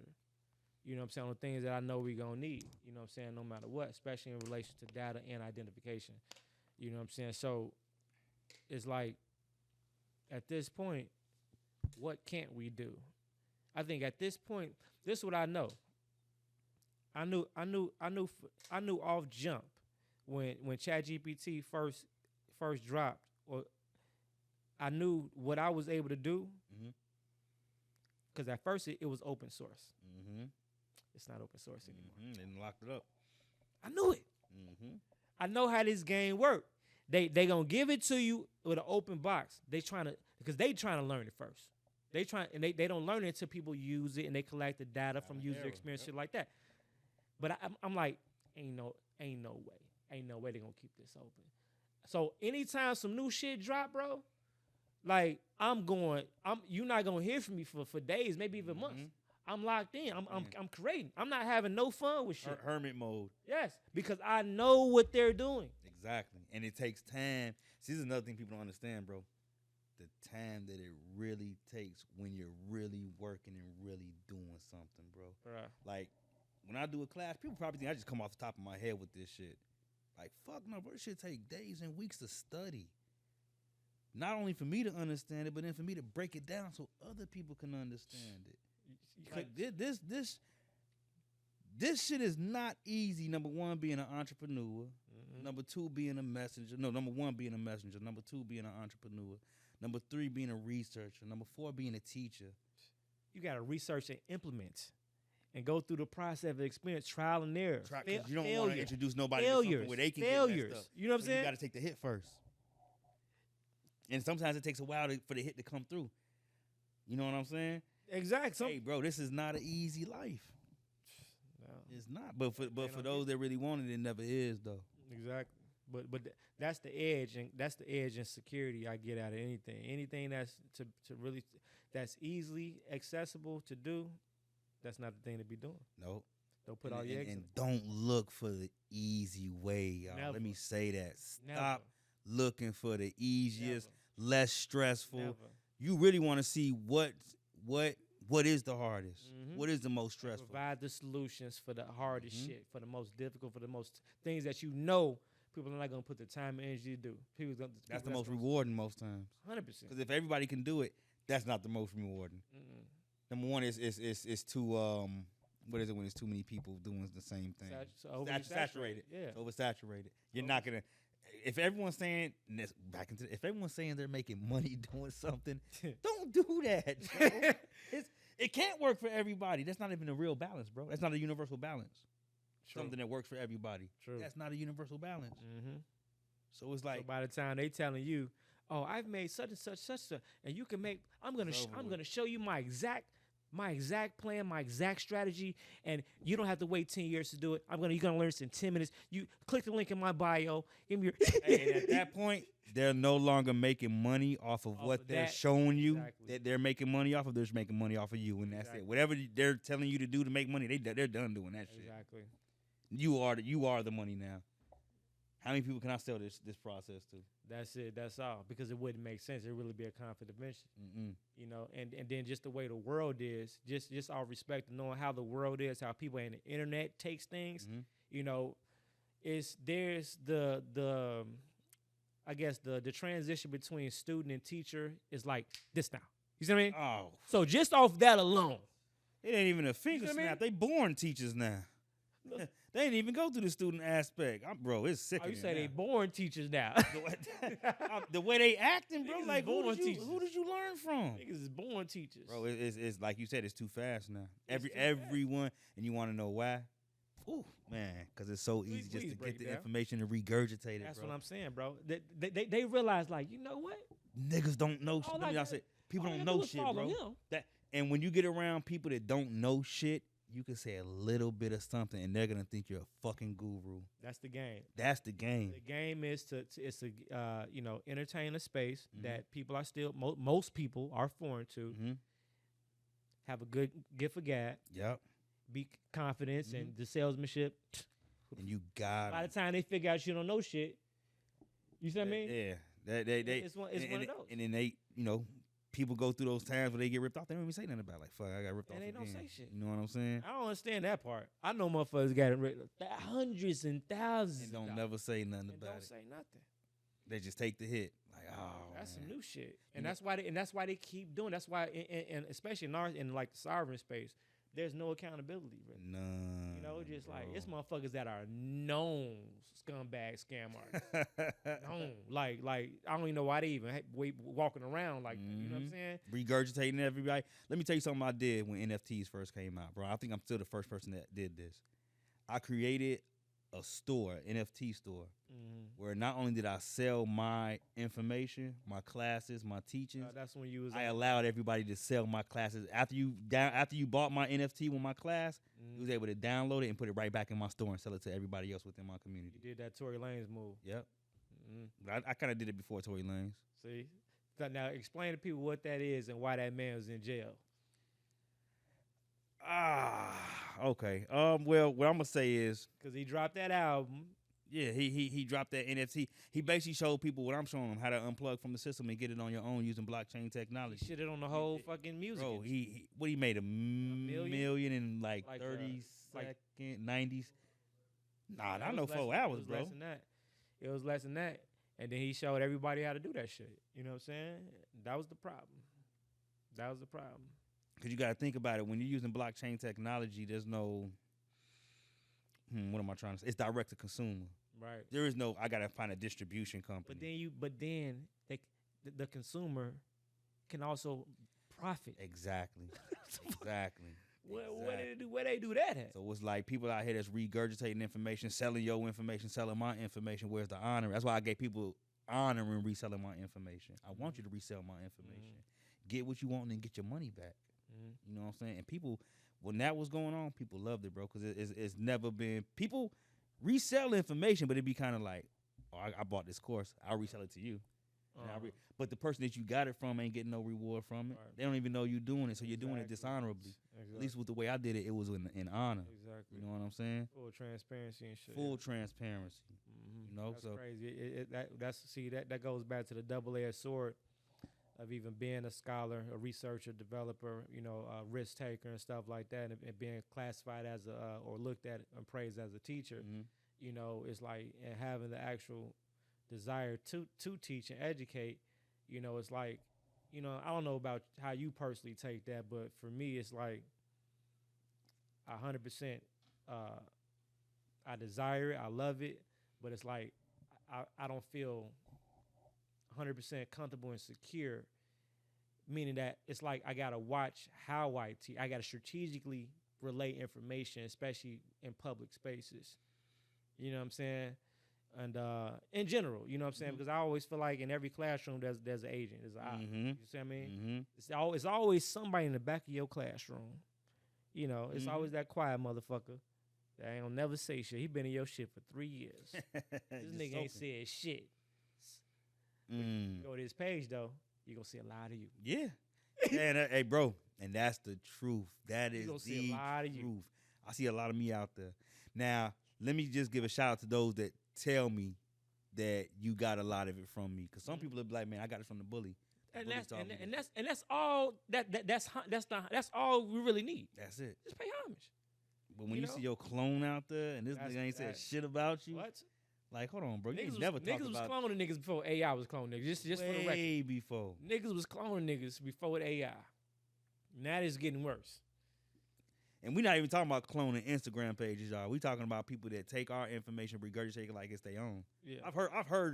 I've heard my sayings come out of people's mouth. Exactly. And I know I don't fuck with. Real talk. It's like, okay, you watch, you listen, but you don't show no love, but the shit works for you, huh? But the thing is, they can't take it any further. You know what I'm saying? I only give so much up. It's always a limitation. They always think, but when the shit tastes so good, when that gumbo, they just take the skin off. They think that's they got it. You ain't got the meat. You ain't got the potatoes. What? That's just the skin. Nowhere near, man. Nowhere near. And see, what I like about MySpace is that it's changing so much all the time. Exactly. That's great. So that's if you're not up on it, you can't. Like a lot of the gurus they teaching this shit that's been going around for the last couple of years. The sector that I'm in is the most newest sector. So it's like if you're not on it, you're gonna fall the fuck behind. Which is why I gotta continuously study, bro. Yeah. I can't keep teaching the same shit I've been teaching 6 months ago because the information's not even the same no more. So how do you deal with that with current students and new students that come in type? As far as I continuously keep the information updated, upgraded, and I try to build communities to whereas I stay in contact with old and new and combine them. Okay. So like I've got probably about 5-6 different Discord communities. Okay. Whereas when I do classes, I add people to the Discord. That way, not only can you stay in contact with me and the information as it changes, you can stay in contact with those like-minded that are learning along with you. Some may be a little bit further, some may be at your level, some may be behind you. Mm-hmm. But what that does, that opens up the door. You'll be surprised how many people I've had that I've worked with, they be like, man, I didn't know I knew so much until I got around people that didn't know anything. Mm-hmm. Like I told you. Mm-hmm. You are like a teacher. Like, you know what I'm saying? Sure. Mm-hmm. But until you get around people that really ain't up on your level, it's like, damn, I didn't think I knew anything. And it's like, to understand what, number one, let me say this. For anybody that's ever learned under me, studied under me, you're easily with what I teach, because it's outside of what to buy and blah, blah, blah, blah, blah, blah. You're easily 5 to 10 years ahead of the rest of society right now. Yeah, that's facts. 100%. That's facts. You see what I mean? And that's what it's all about. Being like being in a whole different time zone. You know, I can give people the analogy of being able to be like, when you think about that thing, you come up on some new information, you be like, damn, I wish I knew this 10 years ago. You know, technically, even without that, the benefit of doing something like that, you know, and staying in the same environment or space and time, you know, technically, you know, in certain cases, we can, there's such things as time traveling. You see what I mean? Mm-hmm. Where we can easily fuck around and, you know, take what we know now, and if it's already caught up and overly saturated here, and take this shit to another country. That's you time traveling, because this country is 10 years behind. This country 20 years behind. You know, and that's what, you know, that's what certain guys do. They go and they move around with it. They over there and move the hustle around. Yeah, exactly. Find new groups. So technically, you could time travel, and some people might need to consider that depending on what type of business they in. You know, but certain things like, you know, technology and cryptocurrency and the blockchain, especially in the private side, like you teach, is something that's 10 years in advance where we at now, as far as United States type shit. You know what I'm saying? The biggest, the most leading countries in technology type shit. You know, so you know, now my thing is that you heard about that project they just funded, Stars? What's that? Starship, Starseed, what the fuck is this shit called? That Trump they just funded. I'm not 100% with Meta. Nah, but bring me up to speed. Bring this. It's a big ass program. So they buying up plants, and it's a data plants. And what they're doing is just like, you know, with the crypto mining and stuff like that. But now it's what they call it. We're creating intelligence. They're mining intelligence, because when everybody puts in a prompt, that prompt is drawing up an energy. It's pulling the energy. It's pulling electricity. That's costing a certain amount of money, currency. So now, the intelligence is pulling from everybody that's a part of this.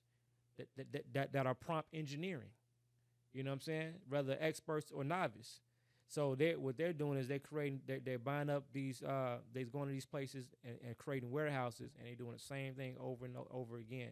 And they put X amount of billions of dollars in the project. So whoever hasn't heard about that shit, I got the name fucked up, but it's Starson. Look up the Obama Foundation. I mean, not Obama, the Trump Foundation with the artificial technology. And that's like the biggest project, like probably known to man right now. You know what I'm saying? It's all related to what they're doing right now. They're doing the same thing like they did in the beginning, because back in the day, You know, a nigga can have a laptop and mine some Bitcoin and make a couple dollars. Shit ain't gonna work like that no more because you got the sharks the sharks and the whales that it came in the game and they sucking up all the fucking water, all the fish, you know, and that's what they're doing again because right now, again, we are essentially creating, utilizing our intelligence to create intelligence. You see what I mean? That this shit finna be a crazy ass world. It is. It's going to be a crazy ass world. You know, the way we see the world is going to change the way the world sees us. And we are making it smarter, and we have to utilize it to become smarter. You know, where we have to be able to reverse engineer ourselves. Without allowing it to be smarter than us. And I don't think that's going to happen, bro. Think we're fucked? Yeah. I believe you. I think it's too late. I think we've gotten to, not us, you know, but the people that are doing these things have gotten a little bit too far ahead of themselves with some of the things that they're creating. I'm gonna be honest with you, like I like technology and all that, bro. And maybe because we older and we come from and we can remember a time where there wasn't really technology. I still like the simple way of things: fishing, tilling the land, gardening. You know what I'm saying? Everything is like a computer system now. If you want food, you go. It's a system. You go into the food and you go get. Yeah. And if the food ain't in that system, what you gonna do? You know what I'm saying? We don't even have basic like human skills anymore, bro. We're damn near like robots ourselves.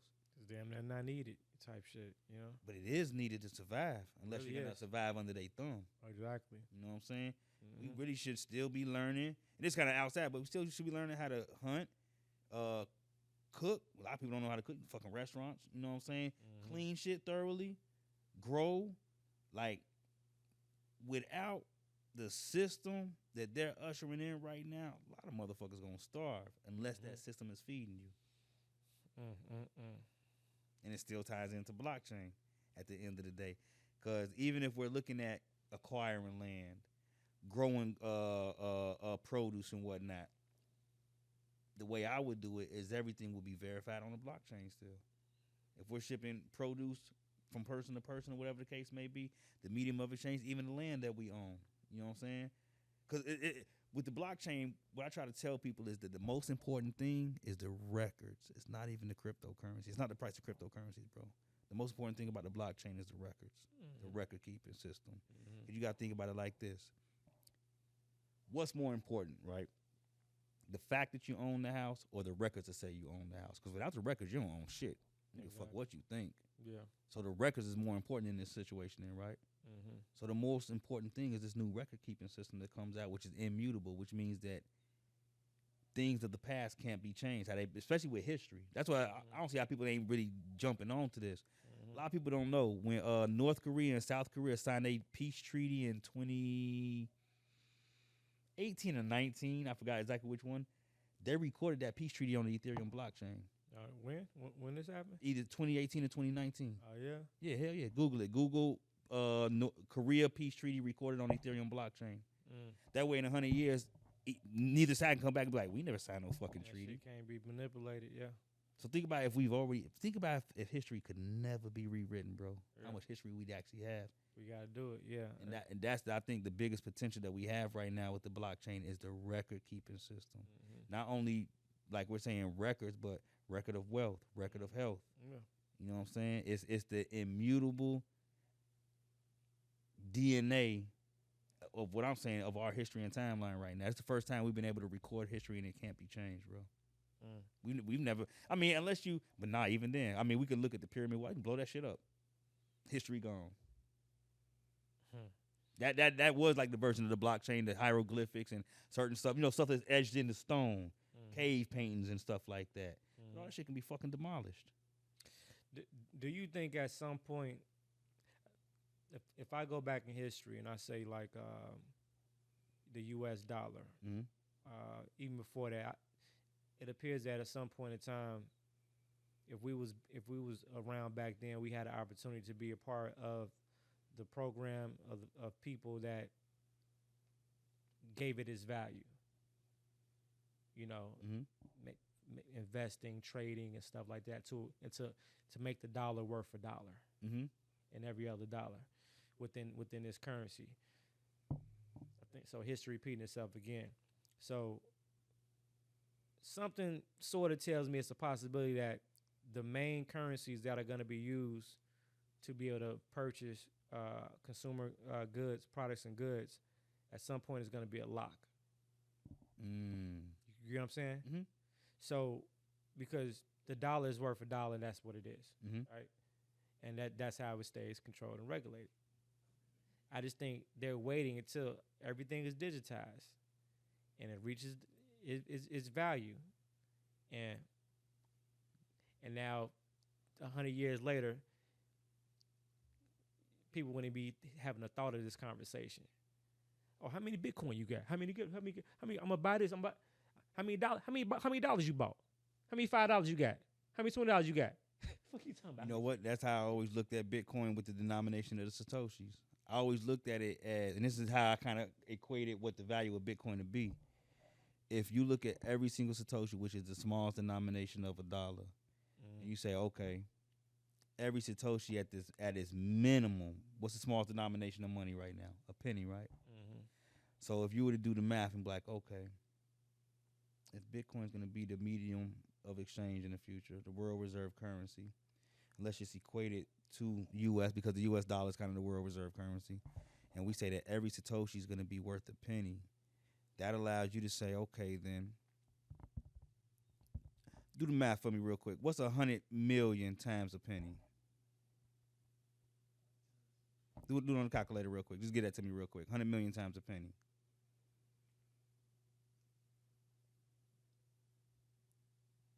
So I'm going to do some math for y'all real quick. And just understand what I'm telling y'all. If the smallest denomination of Bitcoin, that's 10 million, 10 million. That's the price of Bitcoin. That's the price of Bitcoin. When it's all said and done. If we're going to use that as the medium of exchange, one Satoshi to 1 penny, smallest denomination, that's the smallest denomination of each systems. So if we're going to break it down and say, okay, this is the medium and this is going to be this, so everything's going to be denominated in just Bitcoin, but in Satoshis, 1 Satoshi, 2 Satoshi, and the smallest denomination is going to be a penny, that puts Bitcoin at $10 million. Right. I think at some point it'll have to be like that in order for it to work in their traditional regulated environment type. Now let me add this too, though. At that point, the fact that it's $10 million isn't going to matter because nobody's going to think about it in the sense of $10 million. 100%. It just, today, it'd be $10 million. That's just like you go to another country and you're like, you got 100 million Nari. That shit don't mean nothing, though. Exactly. And I always told people that and I used to say this, 10 years ago before Bitcoin hit 100, like, man, when Bitcoin hits $1 million, what will $1 million really be worth, though? Like, everybody, I want to be a millionaire, but what will it fucking mean to be a millionaire one day? Dollar and what you're talking about based upon where you're using it. Exactly. So that's why I think they just, again, using the people to bring up the value to make the transition. 100%. It's got to be a lock point to that. All right, before I forget, important topic, identification. Right, so they've been prepping us for the digital identification for a long time, for at least especially aggressively within the past 10 years with the Real ID and stuff like that. Now they're coming out where they have the mobile, the MDLs, the mobile driver's license and stuff like that. That I think at least 35 to 40% of the states within the United States have already adopted this. And what is that? Mobile driver? Break that down for the people. What is the MDL? Is literally your state issued driver's license that has been digitized and accepted by TSA and Homeland Security, and that you can access on a particular application, and you pull out and you show to an agent scan or something. It's accepted because it's in their it's scannable and it's in their particular digital identification system. Right. Which is why we have to create our own digital identification system. Sir. You see what I mean? And but they pushing the Real ID, but they're not pushing that. That all this is going on in the background. While they're creating a new real you off the real identification that they use to identify you, the new legal person. And as this cryptocurrency is going on, as the technology is going on, as all this stuff is being tested times 1,000, what people don't understand is that they have to hurry up and figure this shit out because they have to figure out what laws have to be established. You see what I mean? Mm-hmm. So now the one of the most valuable areas of law is going to be like trademark law, copyright law, intellectual property, and all this other stuff. Because China during the COVID, they started buying up a shitload of fucking trademarks and patents of people, of names. I've been doing that for the last couple of years too, just on the blockchain. But I'm with you. I'm following. Come on. Niggas out here taking names, man. I own a lot of you niggas. You better owe know. none, demand everything, because a lot of you people are not only creating things with things that you don't own, you don't even own yourself. Mm-hmm. You know, and literally you're gonna have your next door neighbor could be a fucking slave master if you don't tread lightly. Mm-hmm. Like in all legal forms. You see what I mean? So they're just allowing all of the children of the corn, you know, to have, or the matrix to really toy with this, because it's hard to it's gonna have to be the couple of bodies of law that I said, but it's gonna have to be a whole new body of law. You know what I'm saying? That governs all of this shit. That governs, because there's already limitations. Like even with like certain app, I'll give people certain apps I use for shit, because that's the baby shit. Mm-hmm. Like captions, right? I use captions for certain things where I create the clones of myself and stuff like that. But I put in certain privacy clauses and restrictions in relation to my likeliness and all that stuff. So you got to be careful when you're cloning it. When you clone yourself through these systems, you're automatically giving power of attorney over this new legal person, a new version of self, to these third-party apps that have contractual relationships with other entities that you don't know about. You see what I mean? So now, you know, we create these digital images of yourself, your voice, and all this shit. Make sure you while we're having fun, make sure y'all doing your fucking homework and solidifying yourself, your likeliness on the legal aspect. But like when I talk about certain shit, it don't even let me generate the shit. It stops it. It says no. It say no. Sorry. It goes against such and such. You cannot speak about blah blah blah blah blah blah blah blah blah. I'm like, fuck. Right. It's trying to block. But in the beginning, like I said, I was dumping them out. Like I say, that's why I never. What I realized, never get comfortable with nothing. Nope. Never get, especially if you one of them ones, because they not gonna let your ass get away with it, having too much fun with they shit. Absolutely not. They is not gonna let your ass get away with that. So all right, so identification at all roads outside of currency and transacting to acquire goods and services, right? Outside of that, all roads lead to identification, how you identify, and how you allow yourself to be identified, and what you allow yourself to be identified with. Now, I'll let you go first on this. How do you see that as it relates to the blockchain and cryptocurrency in general? All right.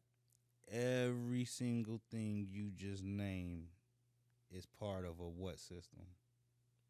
A record keeping system. Which the blockchain. What did I just say is the most important thing? Records. Just the records. What is the most immutable record keeping system right now that we have on this planet? The blockchain. The blockchain. So the way that I look at it is either you can allow them to place your records on a blockchain, or you can beat them to the punch and place your own records on the blockchain. First in line, first in time. 100%. First in line, first in time. Now, what matters is what information you place on that blockchain. So now if you're moving under the status or under the guise of tribal, private membership association, whatever the case may be, you want to be able to create that body. It's another word I'm looking for. You want to be able to create that, what's the word? You want to be able to create, I'm going to use the word jurisdiction, but it's not really the word I'm looking for, but it kind of ties in. You want to be able to create that on the blockchain before you allow them to create it for you. I shared back in 2017 where Illinois is already starting to digitize birth certificates on the blockchain. Yeah. They're showing you right there, like, hey, we're going to do it. Like, hey, let us. So, no. Like I always told people, if you're, we'll just use an example, right?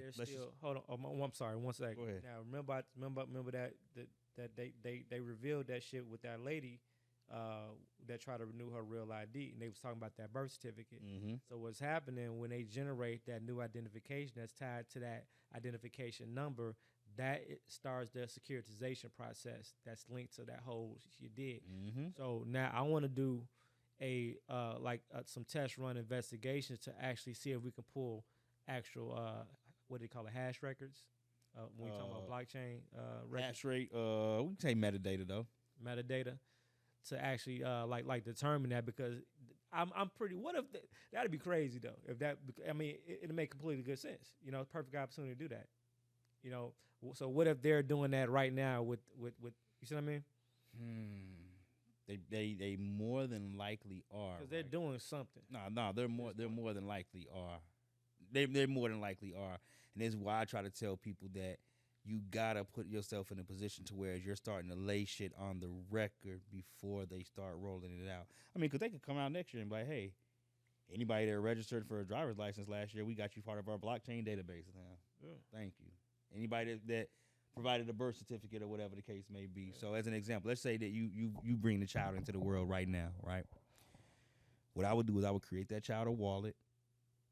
I would create that child a non-fungible token, more than likely a soul-bound token, but we'll leave that. We'll just say a non-fungible token, and with the data within that non-fungible token will be the data that we want recorded for that child, the name, the status, you know what I mean? Mm-hmm. And we want that to be part of our own record-keeping system within the blockchain. Mm-hmm. Whereas, and they've already got it. There's certain tribes that are already doing stuff like this. Mm-hmm. You know what I mean? To whereas, okay, once the corporate entity starts to roll theirs out, with it all being within the blockchain, we can just merge our information, not so much giving them control, but tapping into whereas, okay, this is how we're identifying. Exactly. You know what I mean? And then everything's timestamped on the blockchain, so it's like, okay, we already did this.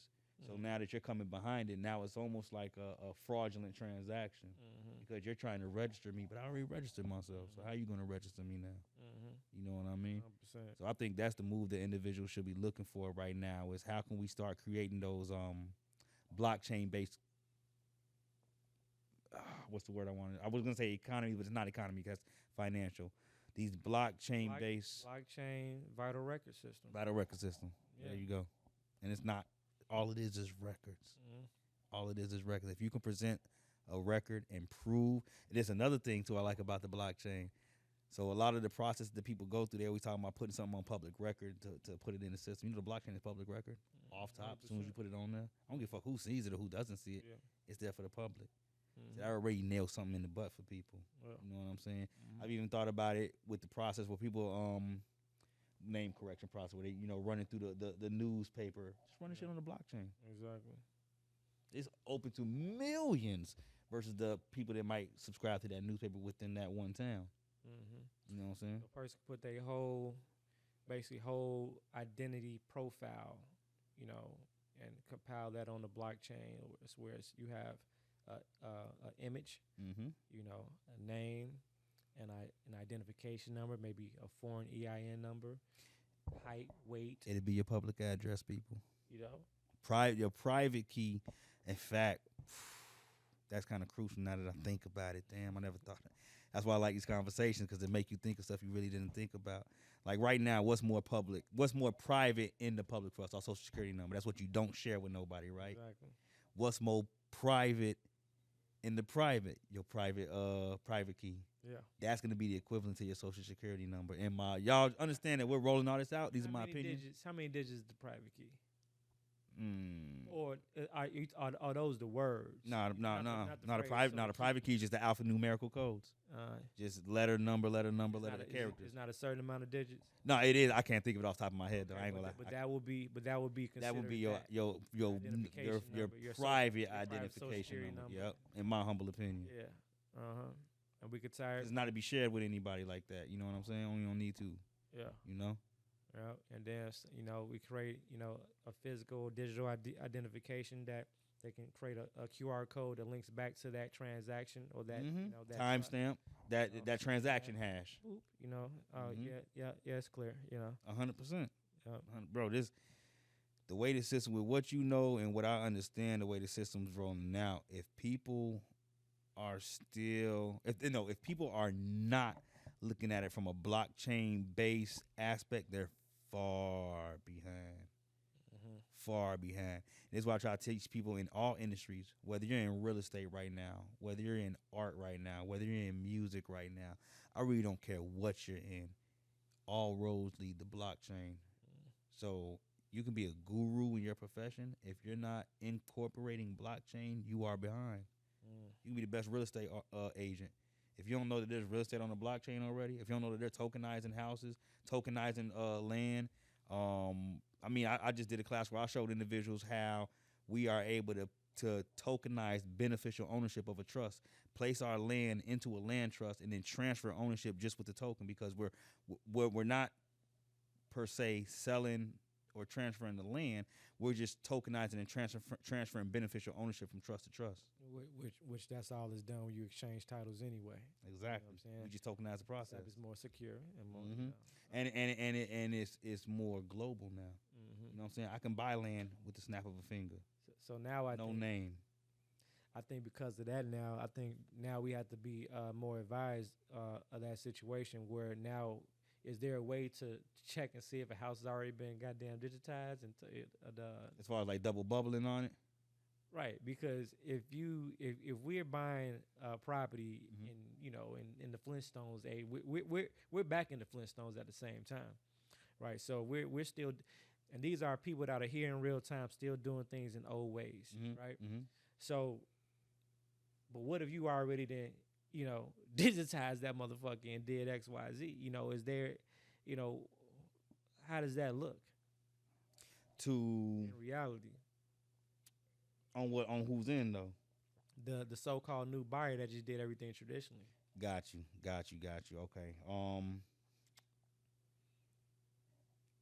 It's gonna look similar, and it's just follow me, y'all. It's gonna look like a game to them. To the person that doesn't understand what just happened, and they're the new buyer. And it's like, okay, well, we're selling ours, tokenization. So you're gonna have to da. It's gonna look like a game. Like, okay, what? Like current digital currency? Yeah, we're gonna need you to first set up a wallet. It's gonna put a lot of people at a disadvantage, bro. That's what it's really gonna do, especially if you don't know how to use the technology. It's really gonna put a lot of people at a disadvantage. Perfect example, Tory Lanez. When he dropped that music, you know how many people didn't know how to buy it? They just don't know how to use the technology. Oh yeah, for sure. That's our biggest barrier, is education. For sure. Of how to use this new, which is why those that do know how to use it right now, you're like up here. Like for me, bro, I don't know that much about real estate. I've never taken a real estate class, but I'm up here as it relates to me being able to teach you about digital blockchain-based real estate to any real estate guru, because they don't even understand the technology. So me showing you, right now I can pull up my phone and I can go play with leverage. I can trade the city of Chicago. Meaning I can buy a fractional reserve share of a certain amount of single family homes, condominiums, and commercial space. Press of a button, no name, no social. Now, for me, if you're gauging me against a real estate guru, and let's just say that he's got 20 people to teach, I got 20 people to teach, my 20 people are going to be able to buy fucking property by the end of the day. His 20 people are not going to be able to buy property at the end of the day, especially if it's after hours. Your notaries ain't up right now. Blockchain is 24 hours a day, 27. You know what I'm saying? It never stops, bro. So it's like, what I'm able to show you, even though I don't know a lot about real estate, what I just showed you is a lot more valuable than what the old school person is going to show you, because this is the way that it's going. Exactly. I just showed you how to buy real estate in the future. Today, though. Yeah. Which actually works today. We're just living in the future. You know what I'm saying? So understanding this technology is going to set you apart at everybody else in the traditional world. I don't care how cold you is. The simple fact is you don't understand this.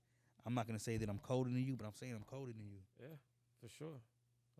I mean, a lot of people don't understand what you just said. I mean, because they really think, and that's the people that are just comfortable with what they it's hard to tell a nigga that's winning right now. You know what I'm saying? Bro, and I've tried to tell them, like, bro, like, I hear you. You know what I'm saying? It's like, but this nigga don't know shit about real estate. You know what I'm saying? Who's gonna buy tokenized real estate? I mean, but if you understand the world and where the world is going, I mean, that's what people don't understand until they are caught up in that new world and they realize, like, fuck, and they behind, like, how do I pivot?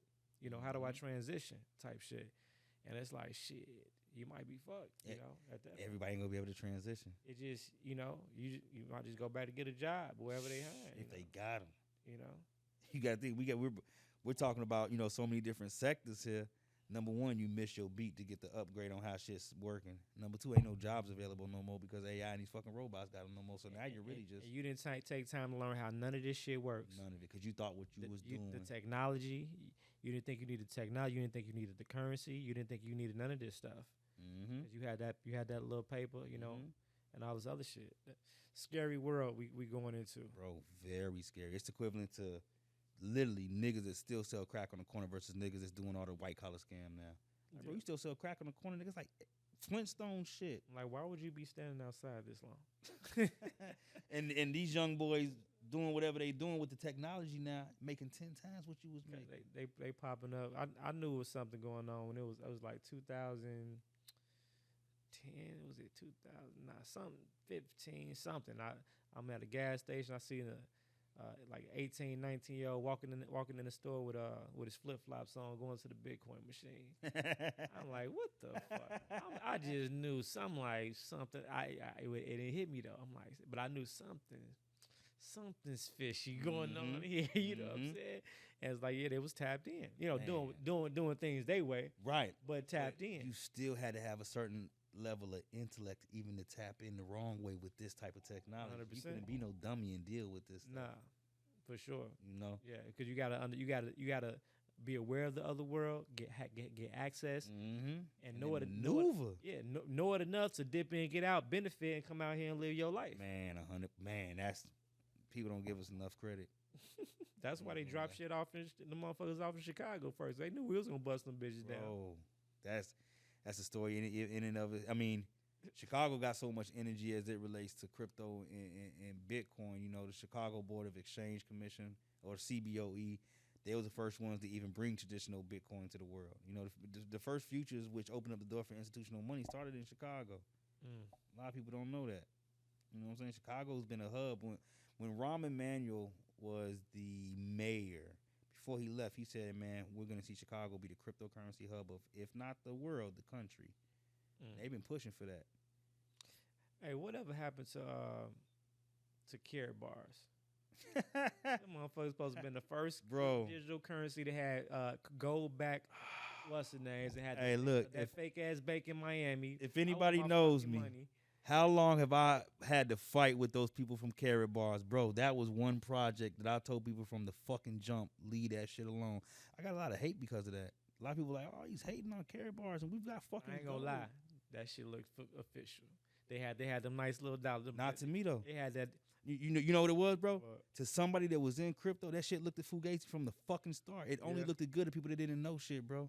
I knew that shit. So you never believed in none of the hype? 100%. Right hand to Allah, I never believed that shit, bro. So break it. So the whole shit, because I haven't even... Just the way they was explaining the shit was Fugazi to me. You know, you gotta have the left leg and then the right leg. So, okay, that's number one. With cryptocurrency, all that referral program shit, that's the first red flag. That shit has nothing to do with... I learned that the hard way.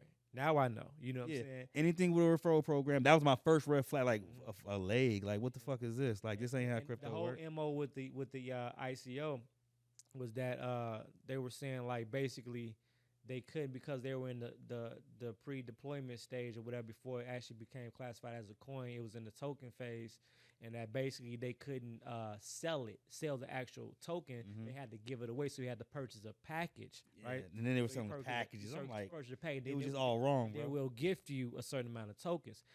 You see what I mean? None of that is how crypto works. This is the thing about crypto. Let me say this, bro. This is the thing about crypto. If you don't know how it works, people can just sell you anything and say that this is how crypto works. And I've seen that coming up in the last 10 years. That's never how it worked to begin with, because I don't know. Works, I only knew that when I created the Malachi token. I'm like, wait, this is a token. I can sell it right now. So you never had to wait. You're like, hold on, what? Bro. I never knew had to wait to sell this. Carrot bars was bullshit from the first day somebody introduced me to it, because they sent me a referral link and they told me to go get more referrals. And it's like, this ain't got nothing to do with crypto. And then the simple fact that there was, because another thing, I know how to read charts. So when they're saying that these carrot bars are tied to gold, I'm going to look at gold and going to look at the chart and saying, where?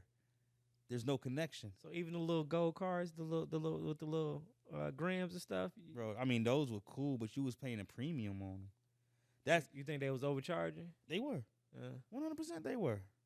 You used to have them old school niggas and shit at the downtown events. She's like, hey, my brother, let me go ahead and change your life. Yeah, bro. That. Hey, look, I can't wait till this interview come out, bro, because people will come and tell you, like, I battled with them carrot bars people for years, bro, because people. I still got my box in there. I want my fucking money.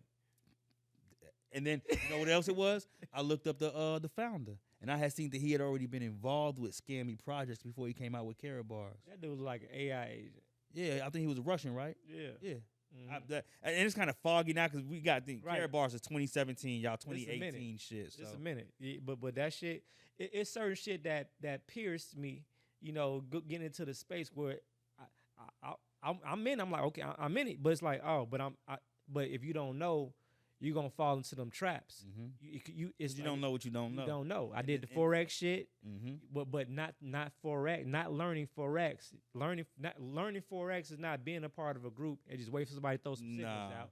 And you paying again. All these shits was licks a couple of years. Forex was like, it is so crazy because when it hits the black community, it's just a lick. Like when the Forex thing, they be playing with us, bro. It was a lick, bro. We play with ourselves too, though. Like, yeah. Because some of us get the information and then choose to keep selling the bullshit, and we know the real information. Like I used to tell people all the time, like Forex is just foreign currency. You're just changing. There's no. Nobody's actually learning shit though. People use the word Forex. Man, it's hard to explain. Even the word investment. People think that the word investment thinks you're gonna make money. That doesn't mean you're gonna make money just because you invested. That's just an action word. That it doesn't denote the outcome. Right. You know what I'm saying? People got that misconception. All right, correct me if I'm wrong on this. As far as my experience, outside of, like I say, everything that you ever showed me and the things that you're doing, the best thing that I've seen and experienced and that had the greatest potential back in the day was Bitconnect. I love. What was it real? I'm gonna share my opinion on Bitconnect, bro. Okay, look, I'm gonna tell you something. I was big in Bitconnect, bruh. I feel like systematically, mathematically, like, you know, I have my spreadsheets. I say if I lend the lending aspect, it's gonna come around, and people was getting paid though. So I was in Bitconnect for longer than a year. Let me say this about Bitconnect. Not knowing what I know now, I'm gonna say that it was a scam. It just didn't have the potential to run its whole way out because it got that cease and desist letter out of Texas. Right, first. That's when everything crashed. But the fact that they were saying that they can pay you, I made a lot of money with Bitconnect. Right, so it was working. It was still functioning. Let me not say it worked, because you can make money off a scam. Don't mean it ain't a scam. 100%. So what was scam about it though? The simple fact that they're telling you the simple fact they can tell you can get more than 1% a day. There's nothing in the world. What I know now about investing, there's nobody or nothing that can guarantee you 1% a day other than yourself. There's no such system in the world. Based upon the compound interest. Bro, there's no such system in the world that can guarantee you 1% a day. Not investing. There's no such system in the world. You can ask any real investor. Because of that, the guarantee in general? Yeah. There's no such thing as a guarantee in investing. All right, let me ask you this. Why did that? Do you think that it's possible that the developers of Bitconnect were still trying to figure things out, and that was the first idea they came up with, and they could have potentially came up with some powerful shit, and that's the reason why, like in the crypto space, what I do remember is that Bitcoin, it was game banging in there. Bitcoin, did nobody like them motherfuckers at the convention? They hate. It was fights, like literally, like they hated. Why was Bitcoin so hated? What are you talking about? The Bitconnect conventions? What are you talking about? Shit, crypto in the crypto, like you had like the different big currency platforms, shit like that. They was hated. So the reason that Bitcoin was hated is because you got to look at it like this: every other coin outside of Bitcoin is this competition. So if I think of it like this, bro, if I create a currency, do I want you to buy the other currency or I want you to buy mine? Yeah. So you got to think, Bitcoin doesn't have no creator, nobody to represent it, nobody to stand up for it. Everybody else does. Every single other project other than Bitcoin has a fucking CEO, has a founder. So you got, think of it like this, bro. You got people that can talk shit to something that can't talk shit back. Right.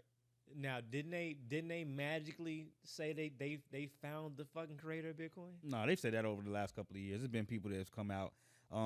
The one person that actually had the name Satoshi Nakamoto, the Chinese dude, it wasn't him. He told people it wasn't him, which I don't believe it's him. I'm gonna be honest with you, bro. I don't believe that a quote unquote human created Bitcoin, the system as it is. I don't. How you think it was created? Artificial intelligence. By accident or by a programmer? No. Gotta be programmer. No, by a programmer, but I don't think the programmer intended for artificial intelligence to create that form of currency. I think it's something that AI did on its own. But do you think the currency came first or the blockchain? It's not currency. You got to understand. The blockchain always came first because the currency is what runs on the blockchain. You got to understand. Remember I said it's not currency. We don't want to give Bitcoin its monetary value. It has no fucking monetary value. Humans gave it that. Currency is energy. Exactly. Yeah. Okay. So I want you to really bite on that, bro. Bitcoin only has the value that humans gave it. So a artificial being or artificial intelligence or just a computer program could have just made something and people picked it up. Like, oh shit! Just like any meme coin or whatever like that. Exactly. When remember when Elon Musk had started using his leverage and influence to pump Doge. Yeah. I'm gonna tell you what I was doing that day. I was over there by the couch, me and my brother. Mm-hmm. We was ready for the announcement because they said shit it was gonna be a big announcement. And my big dumb ass, I'm on the outside looking in, trying to listen in on a quick opportunity, right? Mm-hmm. Which is the worst position to be in the crypto space. Mm-hmm. I've learned the hard way. You're either in or you're out, mm-hmm. or you're gonna get new news late. Yep. And I'm sitting there, I'm looking at the screen, and they having the interview and shit. They talking like couch conversations like me and you. Mm-hmm. I'm waiting for the announcement. These niggas ain't saying shit about the shit until I'm like, wait a minute, what the fuck is that on the screen? And it was like, I don't know if it was tweets or something, but you had to been tapped into what was going on the screen back, yeah. and whatever network to be like, oh, hold on, bro. They saying so-and-so send such and such to this address, right? And then you'll receive blah, blah, blah, blah. But the key is you would have had to have acquired your Doge or had your Doge in the Doge wallet. Mm-hmm. My dumb ass. I had my shit in Robinhood. Mm-hmm. So, of course, what happened in Robinhood? I'm trying to, oh, shit, let me hurry up and sell my shit.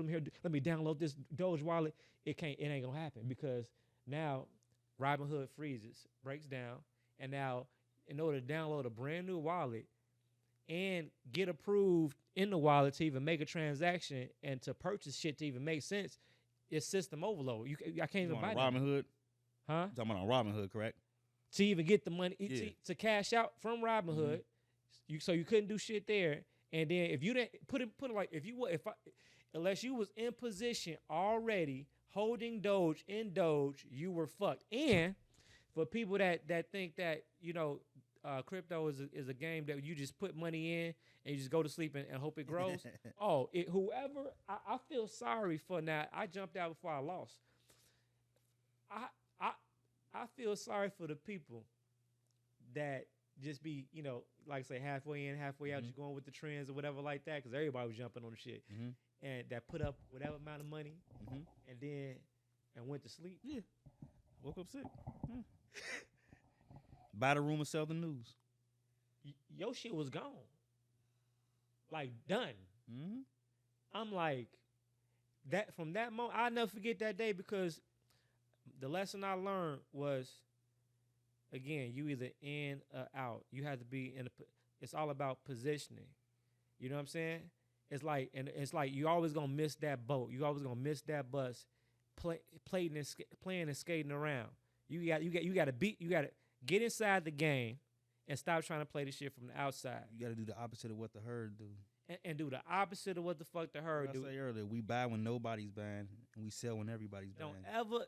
And someone was telling me like, this it's too good to be true. Everybody talking about it. And every time, that's how you know it's over with. Every time when everybody's talking about the shit, every time, and then it's like, you know what?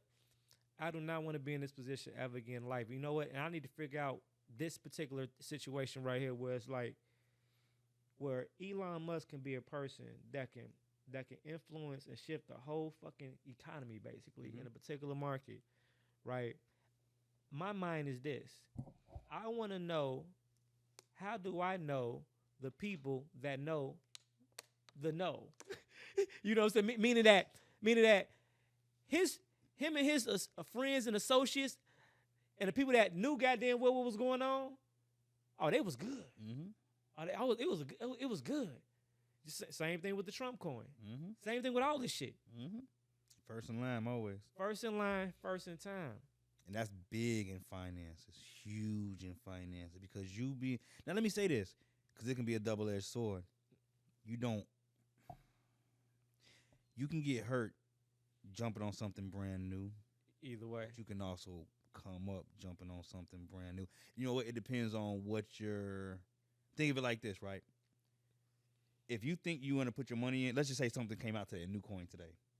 If you think you want to put your money in there, man, but it can go both ways though. So the way that I try to teach people, right, is more so from a long-term outlook, right? I'm not into, you want to make money next week? I'm not into that. Go gamble. I'm not the person to come to, because I like to teach. So you don't entertain I'm trying to flip this 1,000 real quick. Not no more. Okay. I did that like the first year or two. I'm about generational wealth. If you want to gamble, go gamble. I'm not going to show you how to gamble. Go to the casino. Go to the casino. If you want to gamble, go to the casino. And we got casinos on the blockchain. If you are interested in, I can introduce you to those too. Do you consider this a lifestyle? Hell yeah. Right. I know you do. Yeah. But do you think that that's an important element for people to understand, and that will definitely judge their level of success if people actually adopted the mindset of it being a lifestyle, as opposed to just some quick thing. 100%, because with that quick thing, you're looking for quick, immediate results. And depending on what market or what time of the market you jumped in, you're not going to get those quick, immediate results. The way I like to look at it, people like to jump on, this is what people like to do. They try to jump on the train and hope that it keeps going uptown. Right. I always tell people, don't jump on a moving locomotive. You're going to hurt yourself. Let the train pull back to the station and pick up all the smart people. Then we go uptown. You're trying to jump on while it's fucking moving, you're going to hurt yourself. And that's what majority of people do. They wait till prices is, like right now where Bitcoin is, 110,000 some odd dollars. People should be going fucking nuts, but they're not. People aren't going to, you're not going to see this big to where, the taxi cab driver or Lyft and Uber's telling you they're buying Bitcoin until they get to maybe 150, 175, maybe even $200,000. Then they're like, oh, you see Bitcoin? It's like, bro, you didn't see it at 90,000, 110,000. You know what I'm saying? Yeah. And the thing I always also want people to get caught up on is, unless you've got tons of Bitcoin, I don't want to misquote myself because I don't want people not to pay attention to Bitcoin, but Bitcoin, if you're just coming to the game, right? Man, how do I put this? Because I don't want to say the wrong thing, Joe, because it could be taken the wrong way. If you're just now coming to the game and you're starting to put your money in. Okay, is it safe to say that Bitcoin is still, if you're not in the position that you're already holding some shit, you already been in the game, is it still safe to say that it's a good decision to utilize it or look at it as a secure savings account? 100%. It is 100%. Because I automatically invest into Bitcoin every day, so I got automatic. Okay, so you DCA, you dollar cost averaging, and that's my secure savings. No, that's 100% smart, but I don't look at it like nothing else right now. So the way that I try to get people to play it, right, and it might be a waiting game, but your return's going to be that much greater, is that you should play the smaller fish to get the big fish. You know what I'm saying? As far as I'm gonna play the altcoins in order to get Bitcoin. So like people are looking at Bitcoin, oh, it's going up, nigga. If you ain't got 5-10 Bitcoin because it went up $5,000, that ain't $5,000 in your pocket. That's 5% or whatever the percentage. That's 5%. You're not gonna see. That means if Bitcoin goes from what would that be? 100,000 to 105,000, 110,000, we'll say. If I'm not mistaken, that's like 10%. So you put $100 on Bitcoin, even though it moved $10,000, you only made $10, buddy. Yeah. You know what I'm saying? So my thing is, I try to get people to understand that you really want to build your base in altcoins. What's the altcoin? Any currency alternative to Bitcoin. So any cryptocurrency other than Bitcoin is an altcoin. Ethereum, Doge, Solana, they're all altcoins. Now within that, you have different categories: meme coins, DPIN, and so what. You know what I'm saying? So what? But all altcoins is anything other than Bitcoin. And with altcoins, not all, but with altcoins, the ones that perform, you're always going to get a better return than Bitcoin. So it's like, okay, I can put my money into Bitcoin, have it go up with Bitcoin, or I can put my money in altcoin, have it go up 10 times more than Bitcoin, then roll that 10 times over into Bitcoin. Now I'm going to end up with more Bitcoin than I would have had I just put my money into Bitcoin. How do you know which altcoin to choose? Let me say this. Let me say that it's just like anything else. You got to have time in the field. We'll talk about the drug game, right? You don't know what good coke is until you start buying that shit, trying to cook it, and figuring out, okay, this is supposed to smell like this, look like this, da-da-da-da. Even though you can still get tricked, right, but you get a little bit better the more you interact. I'm going to use a safer example. Let's say I move somewhere brand new, right? And I eat vegan. So now I want to find out where the vegan restaurants are. So I can go online and what's the top vegan restaurants? And they're going to say whatever. Right. After I've been out there for 2 months, 3 months, I done found a couple mom and pop spots that not even on the internet. They don't even got no reviews, but they got the best fucking food. It's because I was boots on the ground. Exactly. And I found it out. That's the only way. Okay. So basically people need to financially utilize time and create space to allow themselves to get wet. 100%. Other than that, you're just gonna listen to the next YouTuber, the next content creator, and that what somebody says. That becomes a drug within itself. Hell yeah. Hell yeah.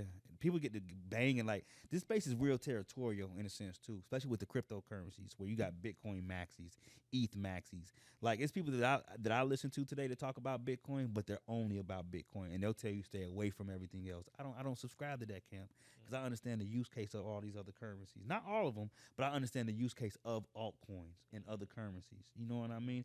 So I'm not a Bitcoin maxi, even though Bitcoin is the main goal for me. I'm not a Bitcoin maxi in any way, shape, or form. I'm gonna use any of this shit to get more Bitcoin, and that's where I allocate the majority of my capital is to everything else outside of Bitcoin. But in order to get me more Bitcoin, so now what people get restless at is where you're sitting in altcoins waiting for them to go up, and Bitcoin's just charging, and then you get to think like maybe I made the wrong decision. It's just it's not you didn't make the wrong decision. You're waiting for the cycle because things move in cycle.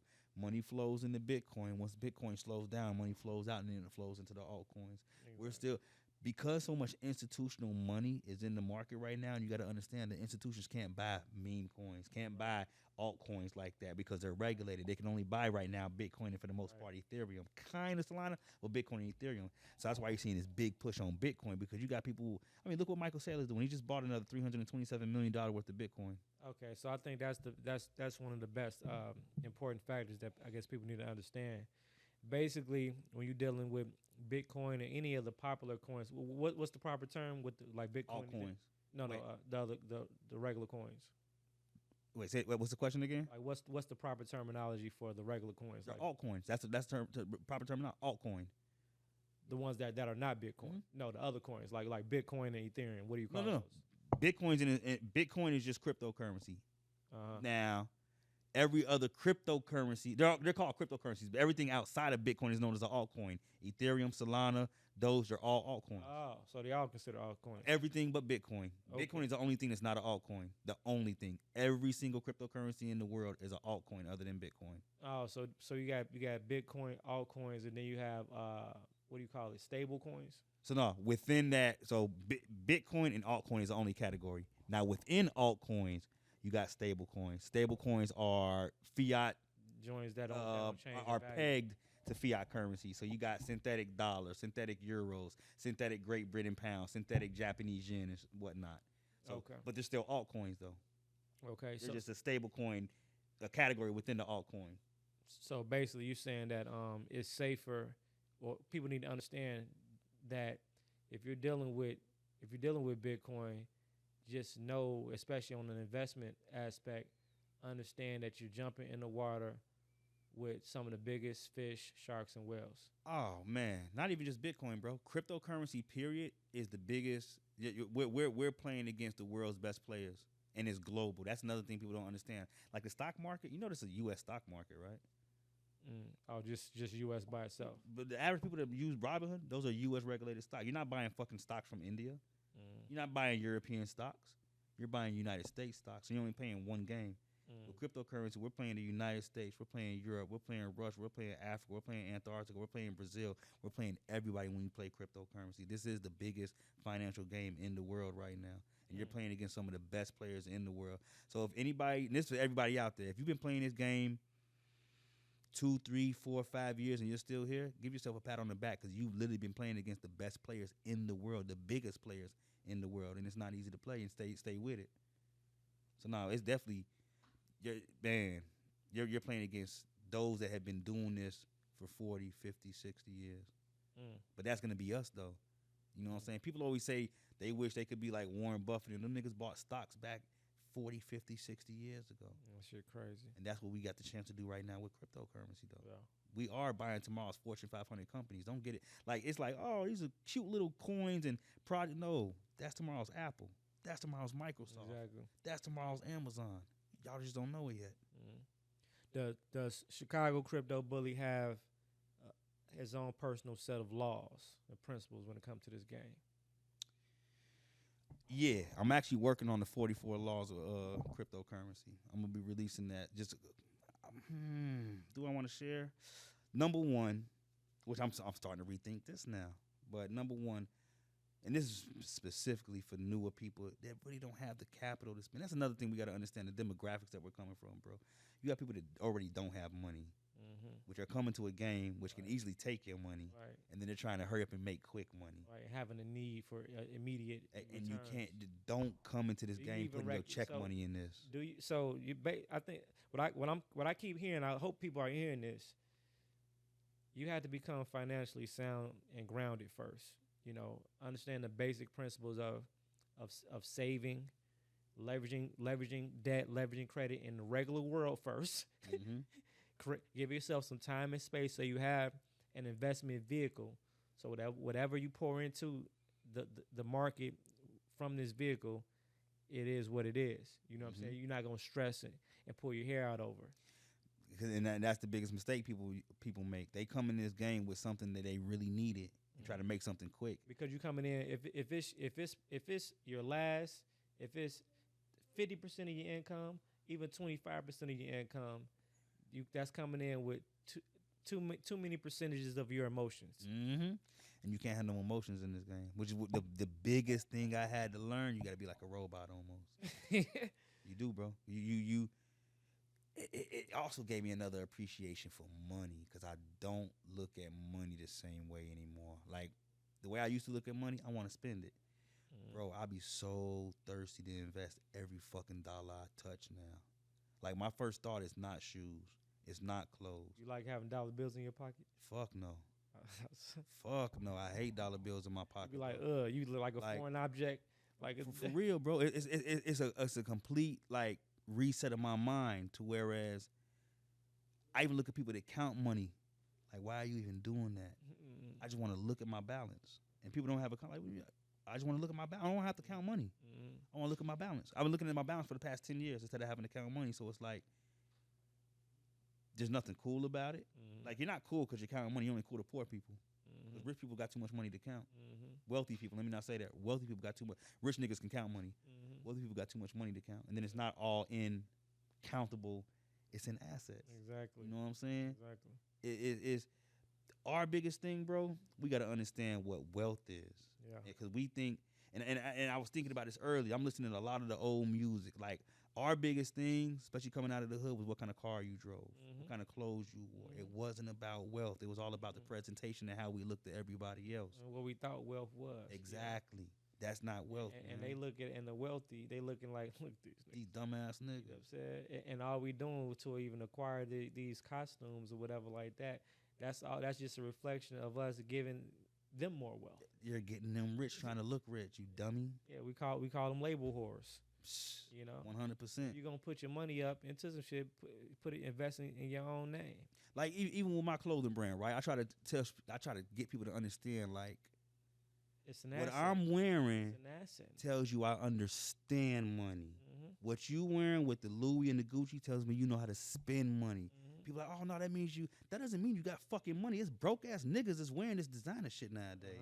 100%. That spend it might be real, but they're spending their last. So when I see people that got all that shit, I honestly just think, okay, you're a spender. Mm-hmm. But if you walking down the street, bro, you can see the nerdiest looking white boy, and I'm gonna use that with a Bitcoin shirt.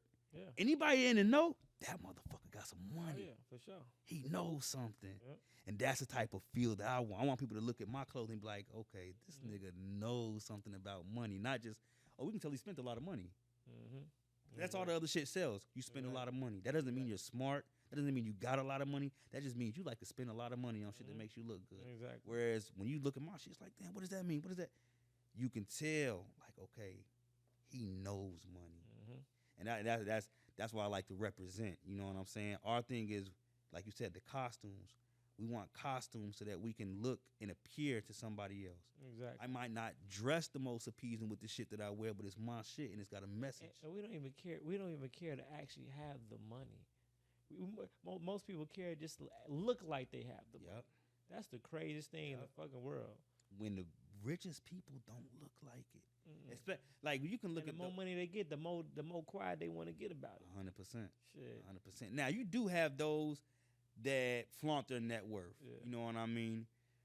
But they're living in different demographics also, though, and they're around others that they can flaunt their net worth with, and it's not really a flaunt because okay, I got 100 million, you got 105 million, you got 100. Like Andrew Tate ass. Yeah, niggas like that. perfect Yeah. example. Mhm. You ever seen the movie Billions or the show Billions? Of course, that's my number Bro, one. the way that they stunt, What? it's settled. What? And it was gang banging in that too. 100%. Yeah, that was the street. That was I'm gonna put y'all up on something. For those of you that watch Power, That was this is a dichotomy, right? I'm glad you said that's exactly the comparison. That's the You got Power, They gave us power, but that right there and you is got Billions. is billions. Power is nigga power, and I'm Yes. using that word loosely because that's what it is. That's just nigga power, Joe. Billions is actual fucking power, bro. Like, and that's how I know where we're at because we're Axel still Rod. stuck in that power mindset. Thinking that's it's so limited. It's so limited. So limited. So limited, so small. So limited. And you know, and we just eat it up, eat it alive. And then like anybody, a lot of people I put on Billions, they can't. They have a non-acceptance and detachment because of the faces. I say you have to. You cannot afford to be colorblind. If you don't get. And they dropping gems on Billions, bro. You know how much game I've gotten from watching real. Like, let's be honest. What kind of game are you getting from Power or Raising Canaan? That you Keep it 100%. That you ain't bro. really learned.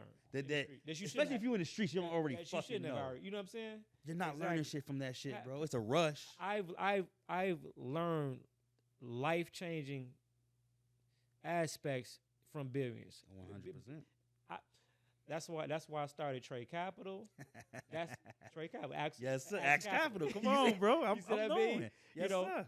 Remember he brought his assistant the Maserati. That's why I bought my car. So I say, yep, that's it. Yep. You know, what I'm saying? Wendy. Look, Wendy. That I mean, but most importantly, understanding how to really build a real team.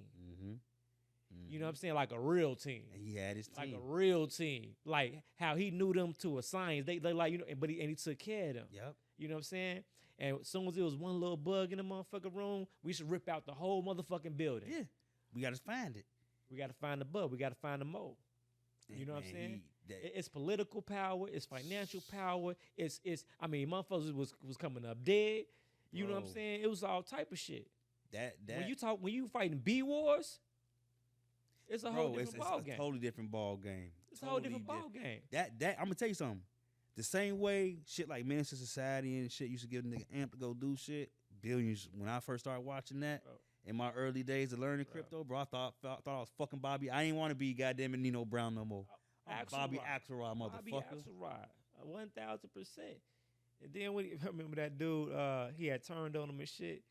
It was a lot of shit I took from that series. He like one thing he said one thing I can't stand is what the fuck he called that dude? Remember that he sent the dude on the jet by himself because he made a bet or something behind his back. He put out some Yeah, he took his insight. That was his friend. They went out of town. They went to the concert, and his friend overheard his info, and he lost all his money, and he paid for him, and they left his ass there, and he had to take that ride home by himself. Bro, that's a lesson. Like, I'm gonna help you out, but it's my help or our friendship, and he took his help, and through his that show needs to be studied. Oh yeah, I don't think they gonna. It needs to be really studied. Like I'm kind of like I've been thirsty because like after Billions, like damn, what's the next fix? What's my next fix? You know what I'm saying? That it's certain things that really take me through the course of the transition and the phase that I'm at. It's like I needed that. You know what I'm saying? I'm gonna give you your next fix. Hold on, keep talking. I'm gonna give you your next fix after Billions because I got something for you. All right. So after Billions, what did I? Shit, I don't know. I've been okay. Rabbit Hole was cool. Hold on. Rabbit Hole was cool. They teach you about like corporate espionage. Watch Margin Call if you've never seen Margin Call. Margin Call. Hell yeah. Okay. Let me see. But it's ones that's Succession. Ooh, Succession is a good one. I started that. That's an industry. Check out Industry, bro. Billions, Succession, and Industry should be watched by all families. Yeah. Okay. Succession for the family because they're moving in the family structure through trust and everything. Oh yeah, exactly. Succession is raw. It shows you raw. Another one that shows you real power, bro. All the way up to the president, to them choosing who the president is. Yeah. See. So when you tell people that. I used to make a couple people before they became a part of the organization, like my close associates that helped internal affairs and stuff like that. They used to have to watch Billions first. I like that. Watch that first and tell because I got to see where your mind is at. Exactly. You know what I'm saying? It's like it was really the dynamic of every character was important. You know what I'm saying? Even the bald haired girl in there. You know. Oh, Taylor was a beast. Was a monster. And if you can get past that. She's the blah, blah. Like, no, she's raw. Oh, that's the part of being grown, bro. Getting past the color, the sexuality, like, and just looking at it for what it's giving you. She was raw. Man, I'm not colorblind at all. You cannot be colorblind because it's only so much that we understand as far as, you know, our race or whatever like that. I mean, we got to give, you know, we got to give a respect what respect due. They know that shit. They live that shit. You know, a lot of shit they initiated and created and shit like that. You know, this a lot of shit is actually their game. You know what I'm saying? So it's like shit. You got to it's like that excites me. None of that other shit. It's like that big money. You know, that real power. That real type power, shit. bro. That's power. That's power. And it's nothing like that because they don't even. Like how he got to that Maserati, or how he just floated that bonus to her. He called her, and then she was like, "Oh, okay." It's not a now. Let me go out and splurge. It's like, "Oh, okay. Let me go on about my life now." They're not. It's a different mindset, bro. When you really start touching wealth and you look at it different from dollar bills, because now it's just like this thing that I want to hold, and I'll be thirsty to just continue to grow and grow and grow. Not in an aspect of what I want to spend it on, though. Yeah, exactly. It's in the aspect of I spent my whole life spending fucking money. Exactly. I want to be able to grow wealth. Exactly. That's all I want. I'm gonna leave it at that. And knowing you can buy what you want if you know yourself. That's what I'm saying. In fact, and let's not even put it on the materialistic thing. But I thought about this the other day. One of the biggest benefits of coming into money and being wealthy is when things come up, you're able to take care of it. Especially for other people. Especially for other people. Especially for other people. You be like, you're the one you can depend on. You think back like, damn, I remember, you know, it wasn't that feasible. You know? Like this probably